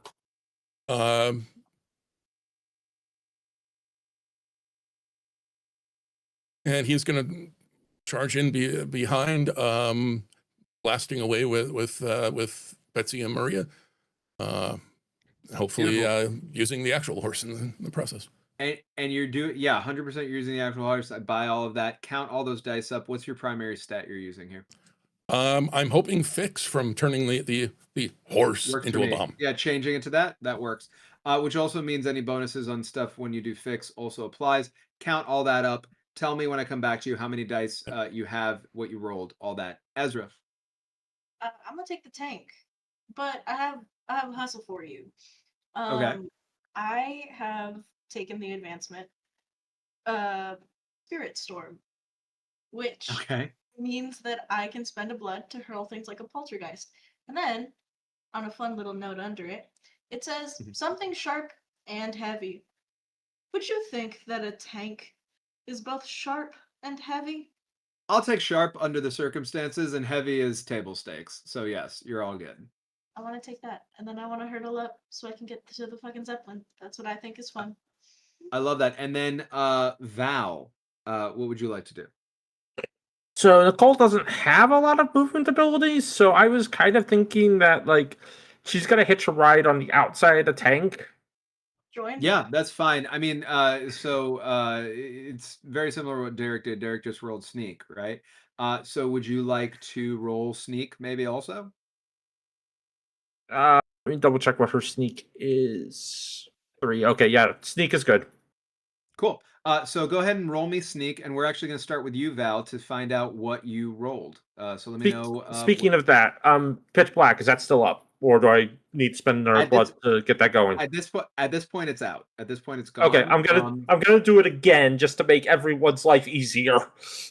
Beautiful, love that. So boom, you're all in darkness. If anybody gets any bonuses for ambushy, sneaky stuff, whatever, it applies, and it's going to apply as you enter the Zeppelin after this. Val, what did you roll on those 3d6?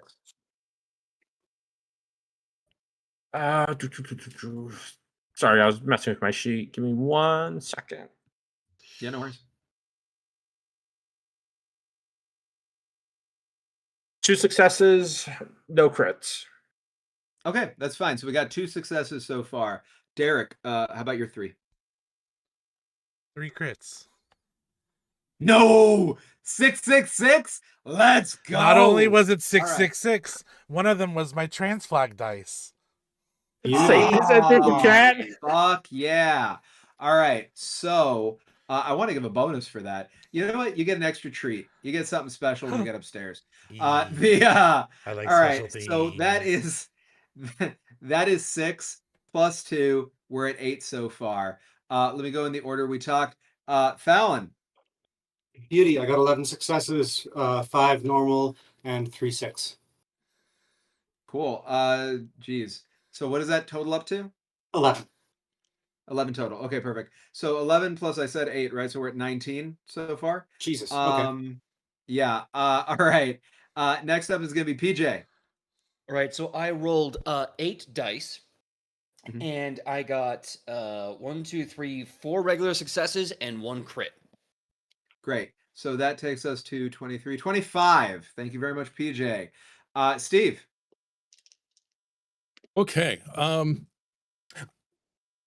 Just because I'm going to go ahead and add to what I narrated before, that once these guys are mostly cleared out, Chuck goes ahead and spider scurries up the side of the tower. One of them is still moving, reaches out with his tongue and strangles the guy.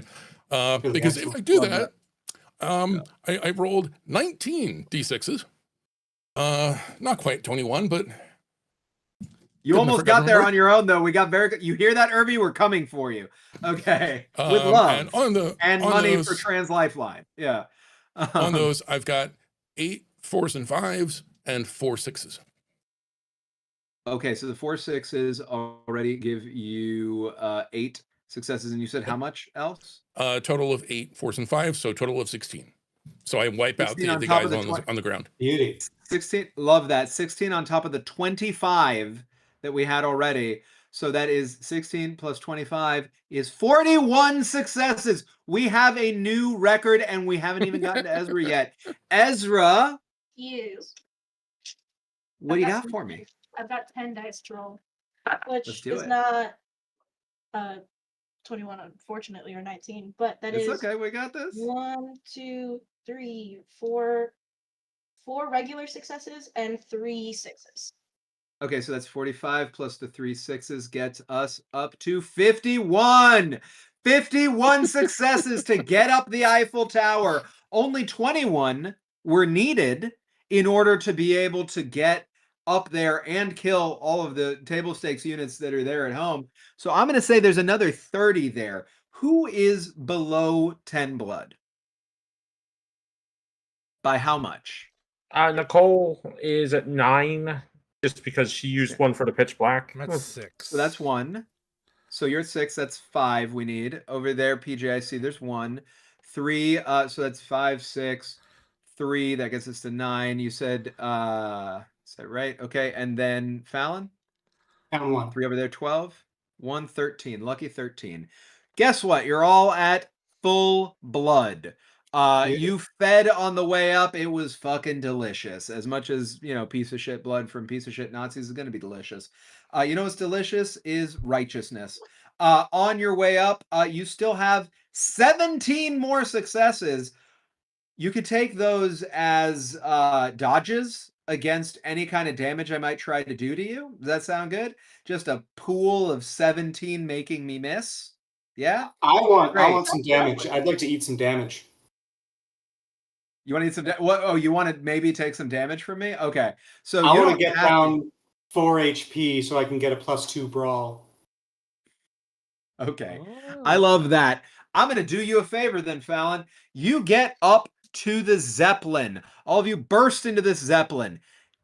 The Führer's Zeppelin. In a word, sumptuous. In another word, airborne. The repurposed dirigible has been outfitted with marble, silk, gold, and mahogany, because of course it fucking has. Grand staircases lead to mezzanine levels loaded with Hitler's own paintings, all of them without artistic merit, because he was a fucking talentless hack. And treasures plundered throughout Europe, North Africa, Tibet, and Nepal. The crucial element of the Zeppelin and where the vampires will meet Hitler, are meeting Hitler in this moment, is the broadcast suite, located toward the front of the vehicle. So you don't need to worry about reaching Hitler's broadcast suite. You will be facing a Vampirjäger cadre. The Vampirjäger are the 5 oath-sworn hunters carrying blessed bullets, holy water sprayers, sharpened stakes, and fire bombs. I'm gonna go ahead. What is your what do you need to do to get down to 4? Let me see your sheet a second, because I don't know that makes sense to me. Let me look at arena here. Which one are you looking at here? Down bottom under hair wound, it's headshot +2 brawl -2 con. Oh, I see. You got to take an injury. Okay. Cool. So what that is you have to roll a d6. So what I'm going to tell you is you get up there and you are not surprised, but these vampire hunters are really fucking serious. So this Vampirjäger cadre, I'm going to roll some dice. They're able to get their attack off. It's 6 attacks. As long as I'm able to get any successes at all, and you don't choose to use your 17 defense as a group to shut that down, you're able to take damage in this moment. So beautiful. Give me 1 second. I actually get to roll for once. Hey, I got a crit and 2 other successes, so I'm able to have 4 successes on this. Attack dice generate 2 successes on each roll of a 6. So I actually get let me see. Anathema. Yes, I do.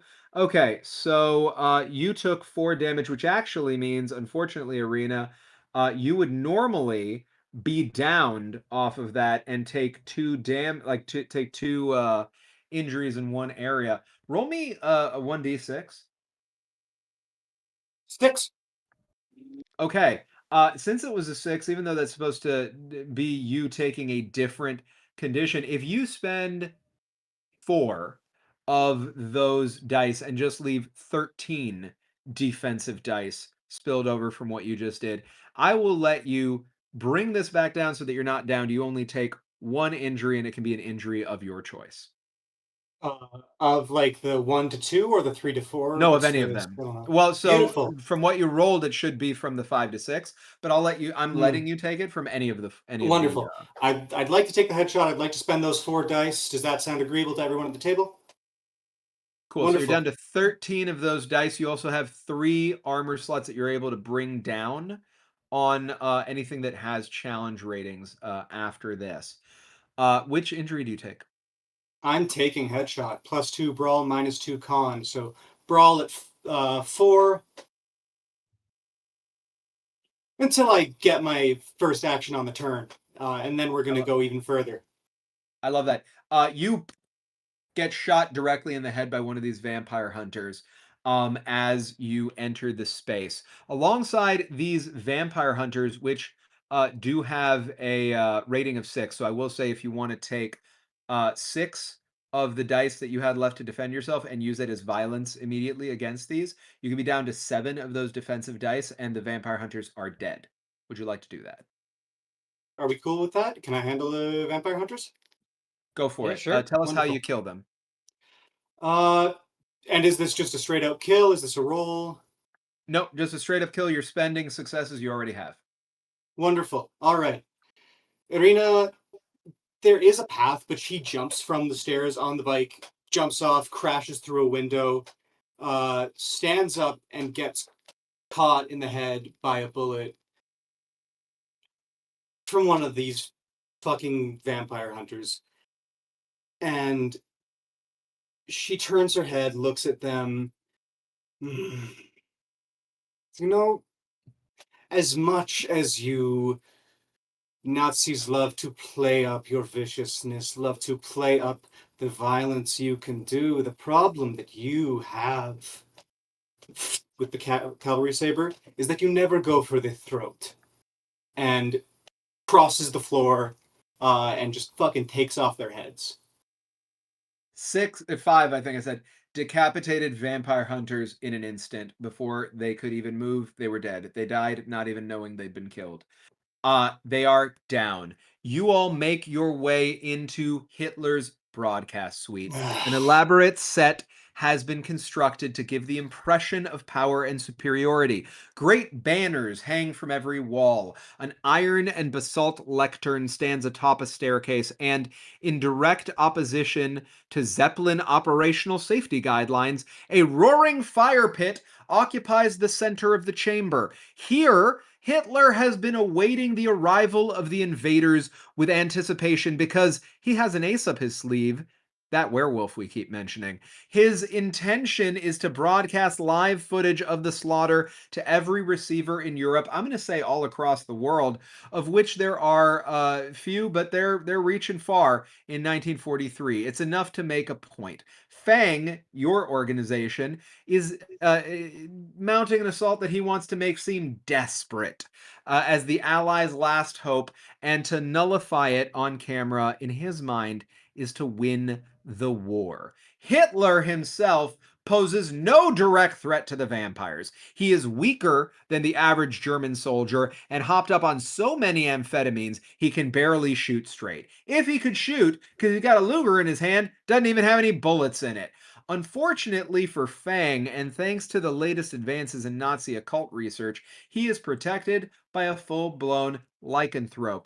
Unfortunately for this iteration of Fang, thanks to the generosity of our donors watching, you are not just facing a lycanthrope. Let's see what else you've won. You get 1 minor unit. The minor unit that is attacking you is going to be an armored car. Why the fuck is there an armored car in a Zeppelin? I don't fucking know, because I feel like it. An armored car is ready to, it is a solo enemy, will not have reinforcements, steel armor-wheeled troop transport with a machine gun bolted to the top.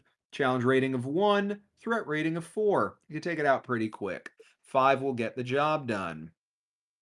But you also have 2 more Ubermenschen. First of which is the Rust Witch. Let me see where she is. Where? There we go. Rust Witch.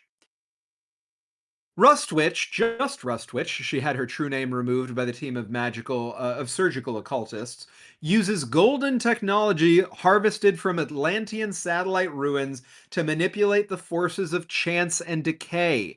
Of all the Ubermenschen in Paris, she is the most difficult to control and has a penchant for wild chaos. Raw entropic power harvested from catastrophes run through her blood. Machines malfunction, metal rusts, support snaps, and fail-safes fail in her presence.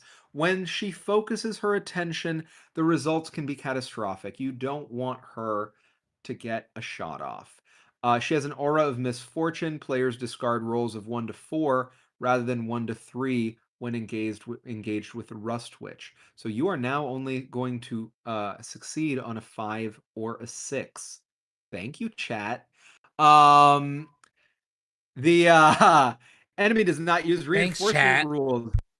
Yeah, at the end of each round, after every player character has acted, I get to choose a player character, and one piece of their equipment chosen at random rusts or otherwise degrades to uselessness. So if somehow you don't completely destroy everybody in one round, that is waiting for you alongside everything else.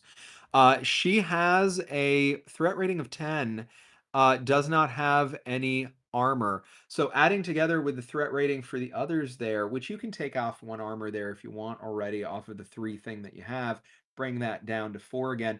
We're at 14 successes. We also have minus so 3 armor. We still have 1 Ubermensch left, right? Well, I mean, the minus 3 is what I was taking Yeah. up. Otherwise, it would be 15. Okay. But you can take 1 armor off already, and if into the overall pool, and you are at 14 that you need so far. You have 2 more Ubermensch that I'm going to be explaining to you. Wonderful. 1 more that is added to this, and then the lycanthrope. The second Ubermensch, come on down, is the Damon Blut.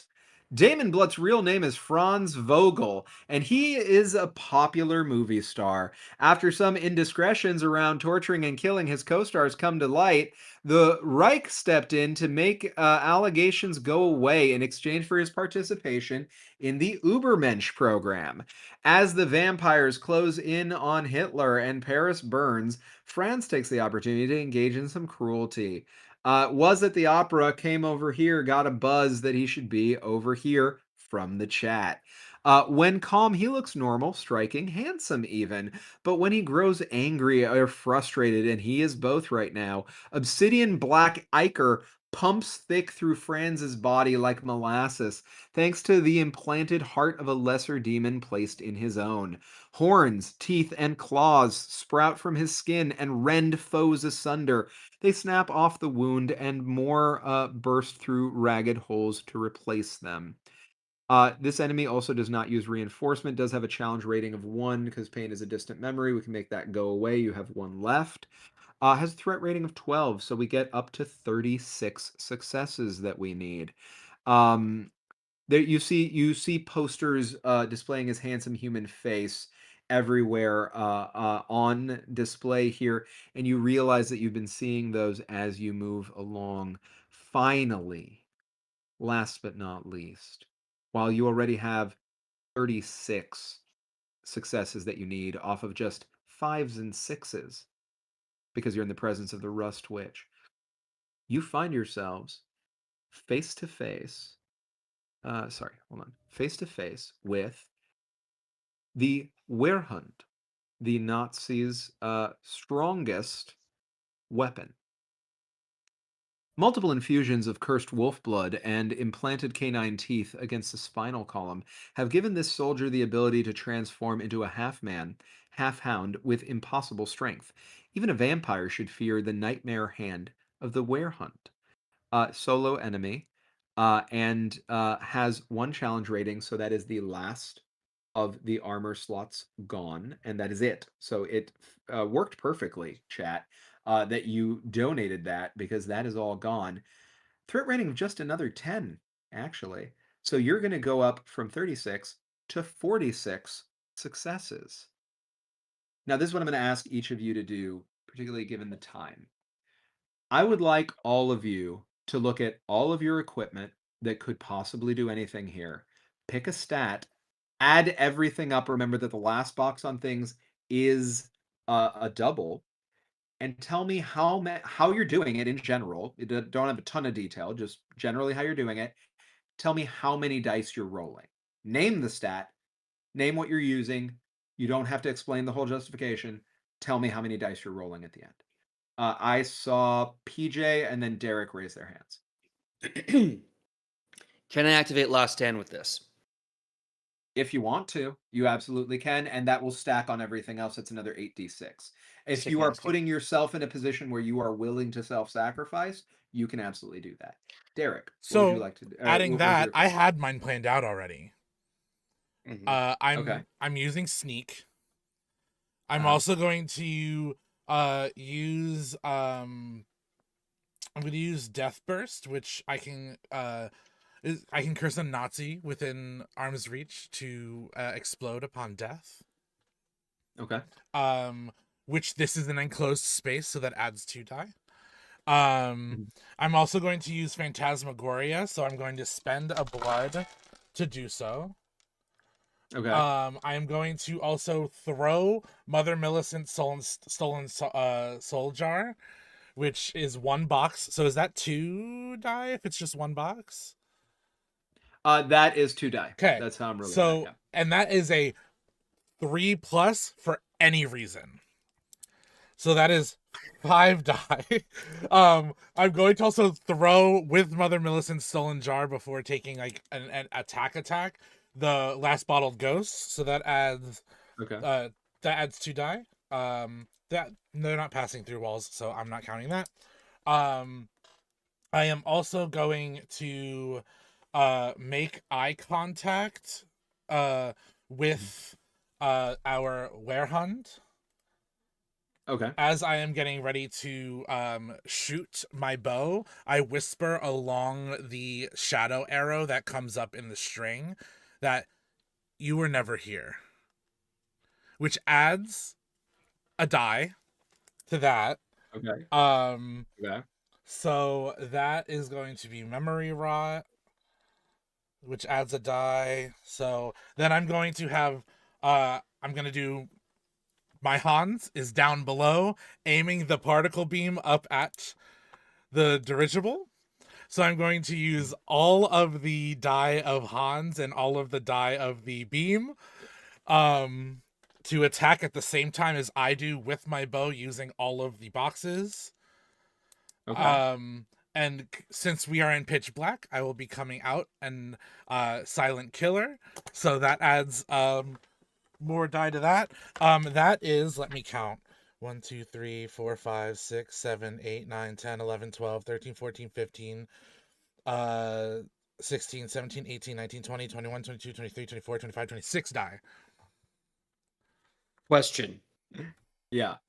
Because I also have my thing prepared, but I just need to get all the dice together. Last but not least, so I'm doing the final stand.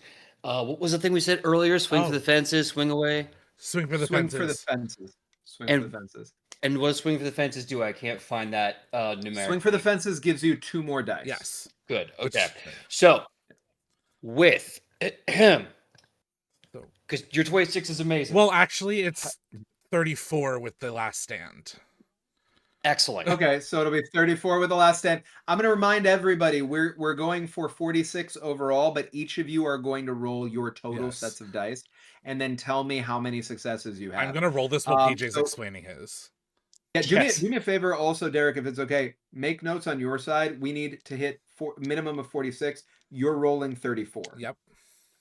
Help me track that if that's okay. Go ahead, PJ. So I am going to be activating some blood powers in the process, if I may. I am going to be activating Ooze Form and Hellish Scream and Improvised Projectile. Hellish Screech, I should say, reduces a threat challenge by 1.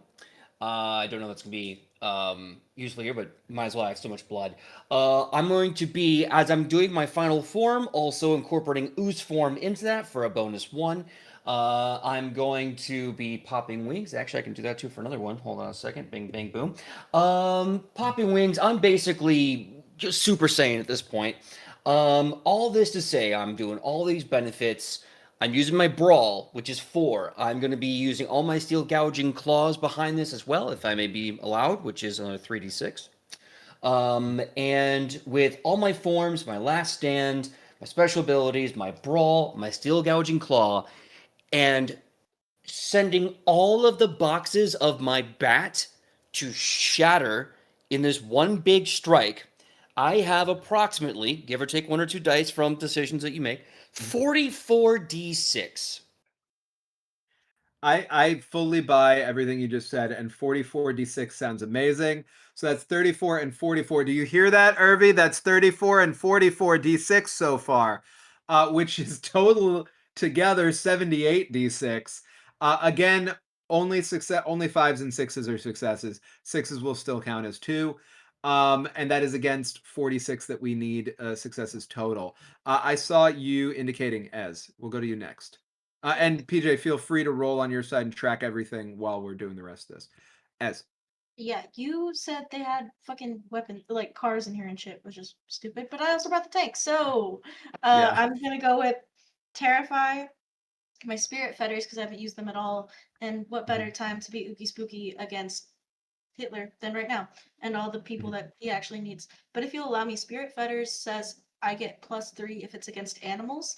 There's a werehund and a straight up weird fucky dude who's got animal shit in him. I'll so I'm take it. getting The like werehund on its own, but you got it. It's all Yeah. good.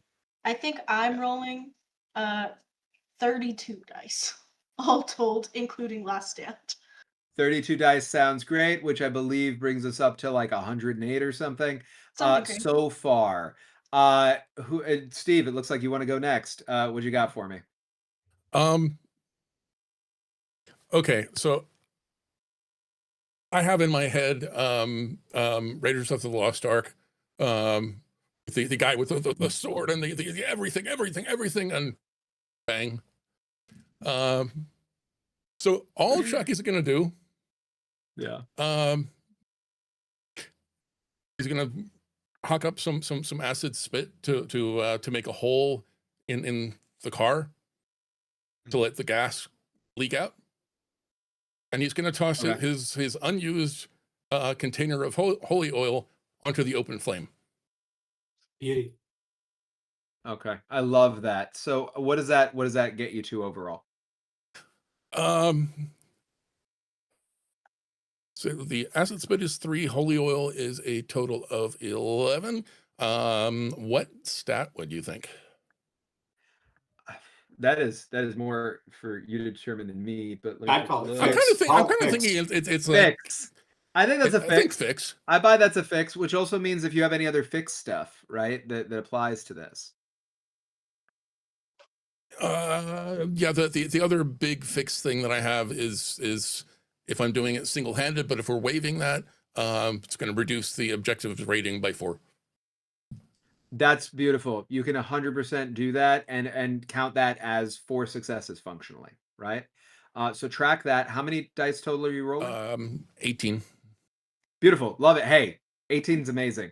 Go ahead and roll the 18 while I continue to have these conversations. I'll come back to you so you can let me know how many successes. Remember to add 4 successes to that from what you just said in terms of lowering the challenge rating by 4. Fallon. Wonderful. I am also going to use my last stand. First thing I do, take my cavalry saber, cut across the chest, reach into the heart, pump it manually as she recites, "The bird of Hermes is my name, eating my wings to keep me tame. When hope is gone, undo this lock and send me forth on a moonlit walk. Restraint level 0." And she crushes her heart, and similar black ichor floods from that area. She uses all of her blood, is taking on both forbidden sorceries and also, ideally, I would like to use the Mantle of the Fell Beast, which boosts my Brawl and Terrify to 4.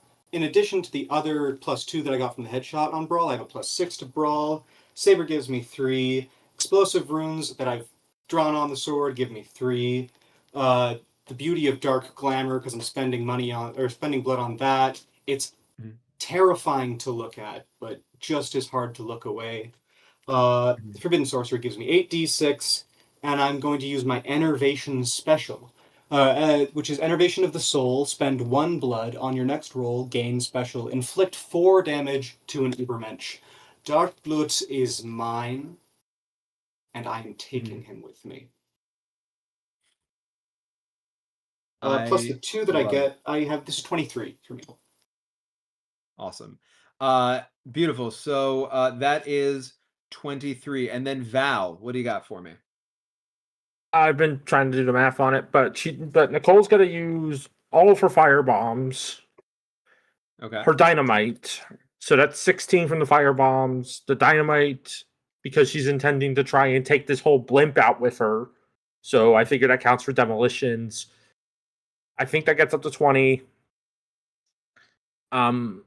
Whenever she uses explosives, she can reduce an objective or threat's objective challenge by 1. So I figure that's like 5 or 6, whatever the highest rank is. And then she is going to use her fuel source after all of that for the flammables stuff. So I think that's up to 22. And then she is going to, like, she's absolutely going to just blow herself up. And blow the shit up. Yeah, no. Like, she doesn't just want Hitler. She wants this whole damn blimp on the ground burning. Love that. That's great. So I think that comes out to 30d6. Beautiful. So that is 30d6. And we're going to go in ascending order because I put it in the chat here in Discord. I have the numbers overall for what we got here. So that is going to be 18 plus, let me do this again. That is going to be 18, and you get 4 automatic successes on top of that, plus 23, plus 30, plus 32, plus 34, plus 44, 181d6. You hear that, Irvy? 181d6. Pretty much all of which are more in their component pieces, more than 21d6. And the one person who's below 21d6 already went above 21d6 before. Yes, what was your question? We're doing everything. I also can lower the threat rating by every blood that I take. So we could also lower that by like 5 more. Great. We're going to take 9. I love that. So we have 9 successes off the rip. We need to do this against 46 successes. So now we need to do it against 37 successes. Thanks to Chuck and Astrid. Thank you, Chuck and Astrid. We are going to go. Yes, we are now going to go in ascending order of the number of dice individually rolled. So Steve, on your 18d6, what you got for me in 5s and 6s? When I realized that we are blowing up the blimp, I went ahead and added in last stand, so it's actually 26. Hey! So wait a minute. So then it is 189d6. Jesus. 189 over 21. And all of us over 21, Irvy. Asked and answered. Our you dice asked rolls and can we shall legally deliver. Yeah, and they're eternally aged. They're aged like a vampire. 189d6 total. Love that. All right, Steve, your 26d6. How many 5s and 6s? Okay. Oh, right. Sorry, I forgot the 4s don't count. So I had 7 6s, and 6 others. So total of 20. Okay. Total of 20. Okay, so we have 20 successes to start. Fallon, I'm coming back to you at 23 here. What do you got for me? Beauty. My last 3 dice. That is another 5, a 6, and 2. So that's 1 more and then 2 more, bringing my total to 22 successes. Okay, we got 22 successes from Irina. Val, what do we got? We're saying that 4s don't count? 4s do not count because of the presence of the Rust Witch. Okay, all right. Give me 1 second to count up the all the 6s I got. No worries. While you do that, Ezra, what do you got for me? 24 successes. 24 successes. Derek, what do you got for me? 35 successes. I rolled 35 successes. I rolled 14 6s and 7 regular 5s. That is incredible. Before I move to PJ, Val, do you have the count for us for yours? 18 successes. 18 successes. Okay, so Most I of want to them are say like 16 of those are all sixes, by the way. I got so many sixes. That is incredible. So we have so far 18 successes from Val, 20 successes from Steve, 22 successes from Fallon, 24 successes from Ezra, 35 successes from Derek against the 44d6 that you rolled, PJ. What do we got? I'm going to be tied for second here because I got 33 successes.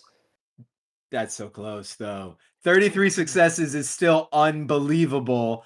33 successes. That is a grand total of 152 successes against what was left over as 37 successes. So you'll recognize here 152 minus 37 equals 115. That is 115 deaths that Hitler died simultaneously at your collective hands. As all of you, I believe, but Steve, as all of you last stand this and ensure that nothing is left, not a single atom. You know how science tells us that, matter can neither be created nor destroyed? Well, today, Hitler was destroyed, erased from existence. You went back in time and made it so that Hitler never existed. It's over. It's done. Hitler is in the fucking ground. Congratulations, you did that all war in front of everybody. Yes, you did that in front of the whole world, and you showed that when we work together, we can bring the fascists fucking down. And that, ladies and gentlemen, and other folks, NBs and friends, is Eat the Reich. There is one thing that happens before the broadcast ends, though. Okay. In celebration and excitement, Cosgrave is going to give Flint an actual kiss, not one just on the forehead. Complete friendship celebratory kiss. And then Flint is going to be like, oh, that was a very nice, very evil kiss. And he's going to grab you by your head and just lick you like a dog, like your entire face. As the two of you die. And that has been Eat the Reich, everybody. Thank you very much. We have raised between Friday and today a total of an astounding $640 for Translifeline. Could not be more grateful. Thank you so much for sticking with us, chat. I know we went a little bit longer than we had said we'd be here for. I want to make sure that you can follow everybody in this game.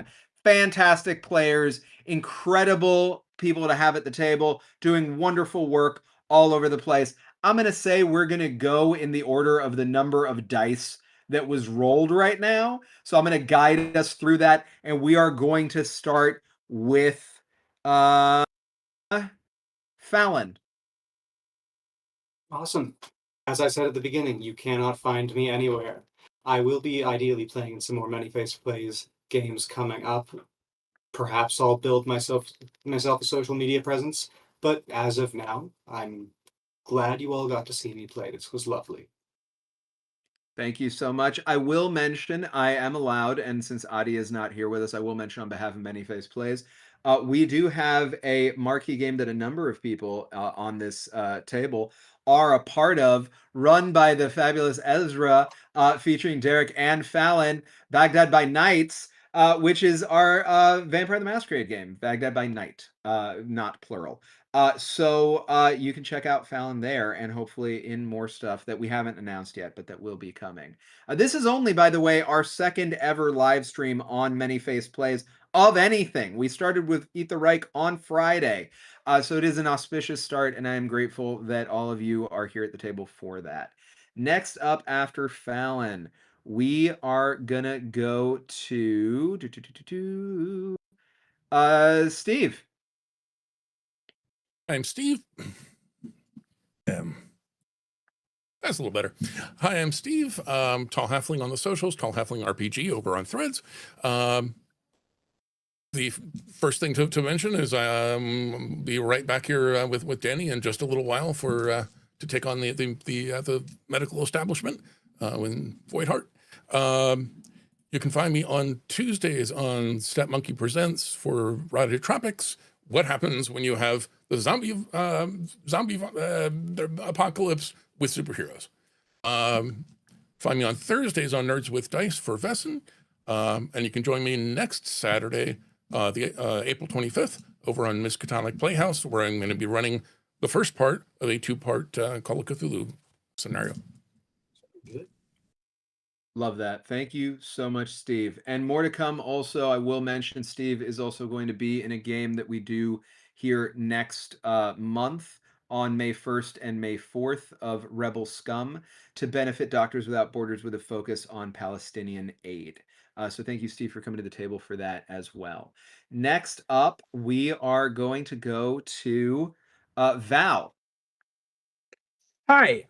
You can find me on I'm still fairly new to the actual play sphere, so hopefully we'll be involved in more things in the future.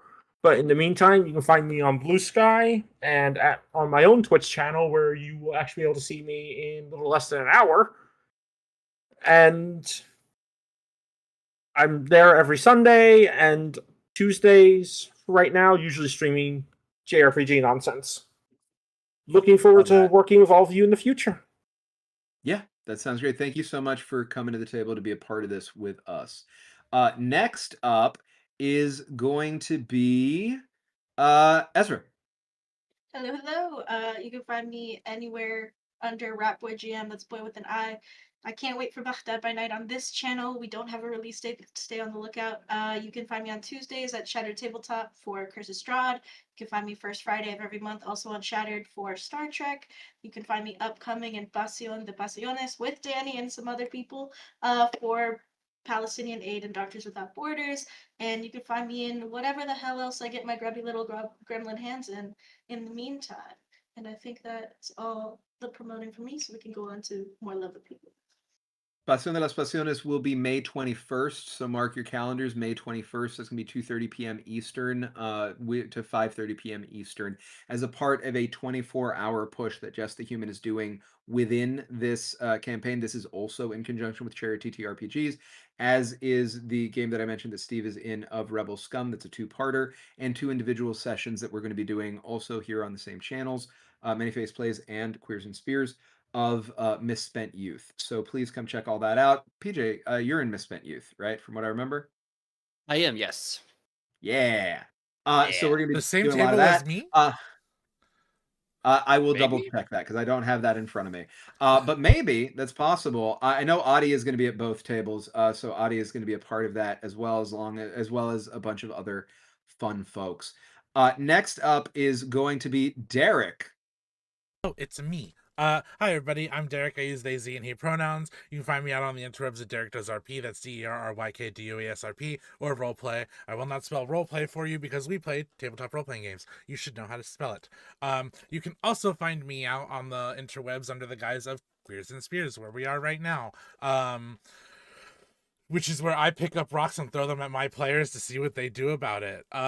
You can be prepared on Queers and Spears for a couple great series that are happening. We are recording our own VTM chronicle right now, known as Bite City. It is a New York by Night chronicle. That is going to be run by me and Nala J. Wu. Yes, 2 storytellers in the same story and 2 different tables. An Anarch table and a Camarilla table. The story, you will have to come to watch and find out. We have a great cast for that. We will also, in the future of this year, be running a Die RPG game, which is also a Rowan Rook and Decker game, which will be Code Lyoko Ruin. Which will have a great cast a part of it, and then after that we will be bringing on Mass Effect Rebirth, which our lovely storyteller Danny will be a part of, and that is all from me. You can catch everything else on my socials. Beautiful, thank you so much. And last but very much not least, with a rousing 44d6, Irby, PJ. First of all, huge shout out to all the players here and everyone who donated. Those 44 dice would not have been able to come together if it wasn't for the 24 that we put together in the bat. one that I believe Flint has nicknamed Bateru Dominatus, or the Fash Bash for short. So if you want to know what to name your weapons of Nazi destruction, may I recommend Bateru Dominatus or the Fash Bash. Anyway, hello everyone. My name is PJ McGaw, and you can find me all over the internet at PJ McGaw. If you see the bearded face, you're in the right place. I'm not Twain Productions official in the chat, but you can find me on soon-to-be Mondays and Fridays over at Crit Hit Chronicles. I'm a player and a producer, not only working in the Shadow over Baldur's Gate, the Baldur's Gate D&D show, but a amazing project coming down the pike, which I'll give you more information for all that. Go to my socials for Monday, as well as many other productions all over. I'm a TTRPG producer, a freelance TTRPG writer, as well as performer, award-winning podcast member. So if you want to know the crazy things I'm up to, go to my socials. It's all there. And hopefully one day we'll get back together, all of us again, and eat more Reichs. Until then, I think it's back over to you. Thank you so much, PJ, and absolutely consider it a standing invitation. I am Danny, he, him, Danny Mendoza, Danny R. Mendoza, all over the internet. Wherever you find stuff, put in that Danny R. Mendoza, and you'll find me. Blue Sky is a good place to look because that's where I put a lot of my TTRPG stuff. I am super stoked for a ton of different projects here at Manyface Plays and Queers and Spears. I am a member of the team over at Streaming Rainbow in-house. We're doing a lot of interesting stuff there. On Mondays, I am in the cast of Firmament Academy, a Girl by Moonlight game run by the incredible Sarah, also a founder over there. And I am running a game on some Friday nights when we're not doing our marquee game of Inferno on alternating Fridays. The other ones right now, I'm running Radical Resonance, which is a game of from Evil Hat, created by M. Hubbard, who is a friend of the channel, who is a friend of me, who is an incredible game designer of Rocket Club. Rocket Club is in open playtesting through the end of May 2026. You can go to evilhat.com/rocket-club, and you can get it for free. It's a 172-page PDF plus supporting materials. It's an incredibly well-designed game already. The only thing that we ask in return is if you do get that for free and you get to do anything with it, read it, play with your friends, whatever it is, watch our show, have any opinions, share them. Share the feedback. It's going to take an already great game and make it even better in time for when it actually fully releases, which will hopefully be next year. So go ahead and do that. Check out Radical Resonance on some Friday nights. You'll see what the schedule is. The next one up is this next Friday, the 24th of April, at the time that we are recording this and live with this. We're going to have more episodes of it in May. As a part of Rocket Club, a multi-stage anthology, which is a collaboration across 4 different channels: Streaming Rainbow, Pantsless Tables, Nerds with Dice, and Pocket Dragon Pub. We have tables that I am running of Rocket Club on all of those channels. There's a one-shot on April 25th over at Pocket Dragon Pub. Currently, at time that we are filming this, the first episode of the shows on Nerds with Dice and on Pantsless Tables are up already. So check that out. Check out the subsequent episodes there. Everybody's doing amazing work. The system is very versatile, so every table is wildly different. You will not be like, oh, why am I watching the same game a bunch of different places? They're totally different stories. Highly recommended. Everybody's doing incredible work. We are going to, on May 23rd, have a simulcast panel with representatives of all of those games and M. Hubbard on all 4 channels at the same time that I am going to be moderating, and it is going to be up on VOD on all of those channels after that. We have a lot of Pride programming coming up at Streaming Rainbow. We'll have some stuff here at Manyface Plays in conjunction with Charity TTRPGs once Jess has set up what Jess wants to do for that. And I will be doing stuff at Pantsless Tables, Nerds with Dice, and Pocket Dragon Pub when it comes to all of that as well. I am on the cast, if you can believe it. I have more things to talk about. I am on the cast of a ton of different shows on the channels that I mentioned now. You can currently see me on Fields of the Dead and on, soon, starting this week, on the Morgan Society of Vesson show. The first one was a Walking Dead show over at Nerds with Dice. I mentioned The Girl by Moonlight at Streaming Rainbow. I am on The Secret Ways of Love and Magic over at Pocket Dragon Pub, which is our Good Society game. I highly recommend it. It's a beautiful cast. I've got more stuff coming up. I am a cast member on other shows, on other channels. I will put all of that up on my socials. Follow me there. You'll be able to see all of this. Check out our other games for Translifeline this month. Not just the one that we're running of Killer Cure right now, if you can stick around for that, but also all the other ones that I'm not running. A couple of them I'm going to be at the table for. And even if I'm not at the table for it, check out other people's awesome work. And next month, all the stuff that we're doing to raise money for Doctors Without Borders with a focus on Palestinian aid. Thank you very much, everybody, for an incredible game. I am so grateful to all of you who are here playing it with me, to all of you who have been watching, whether you've stuck around to this point or not, whenever you joined, whether you donated or not. Please continue to amplify.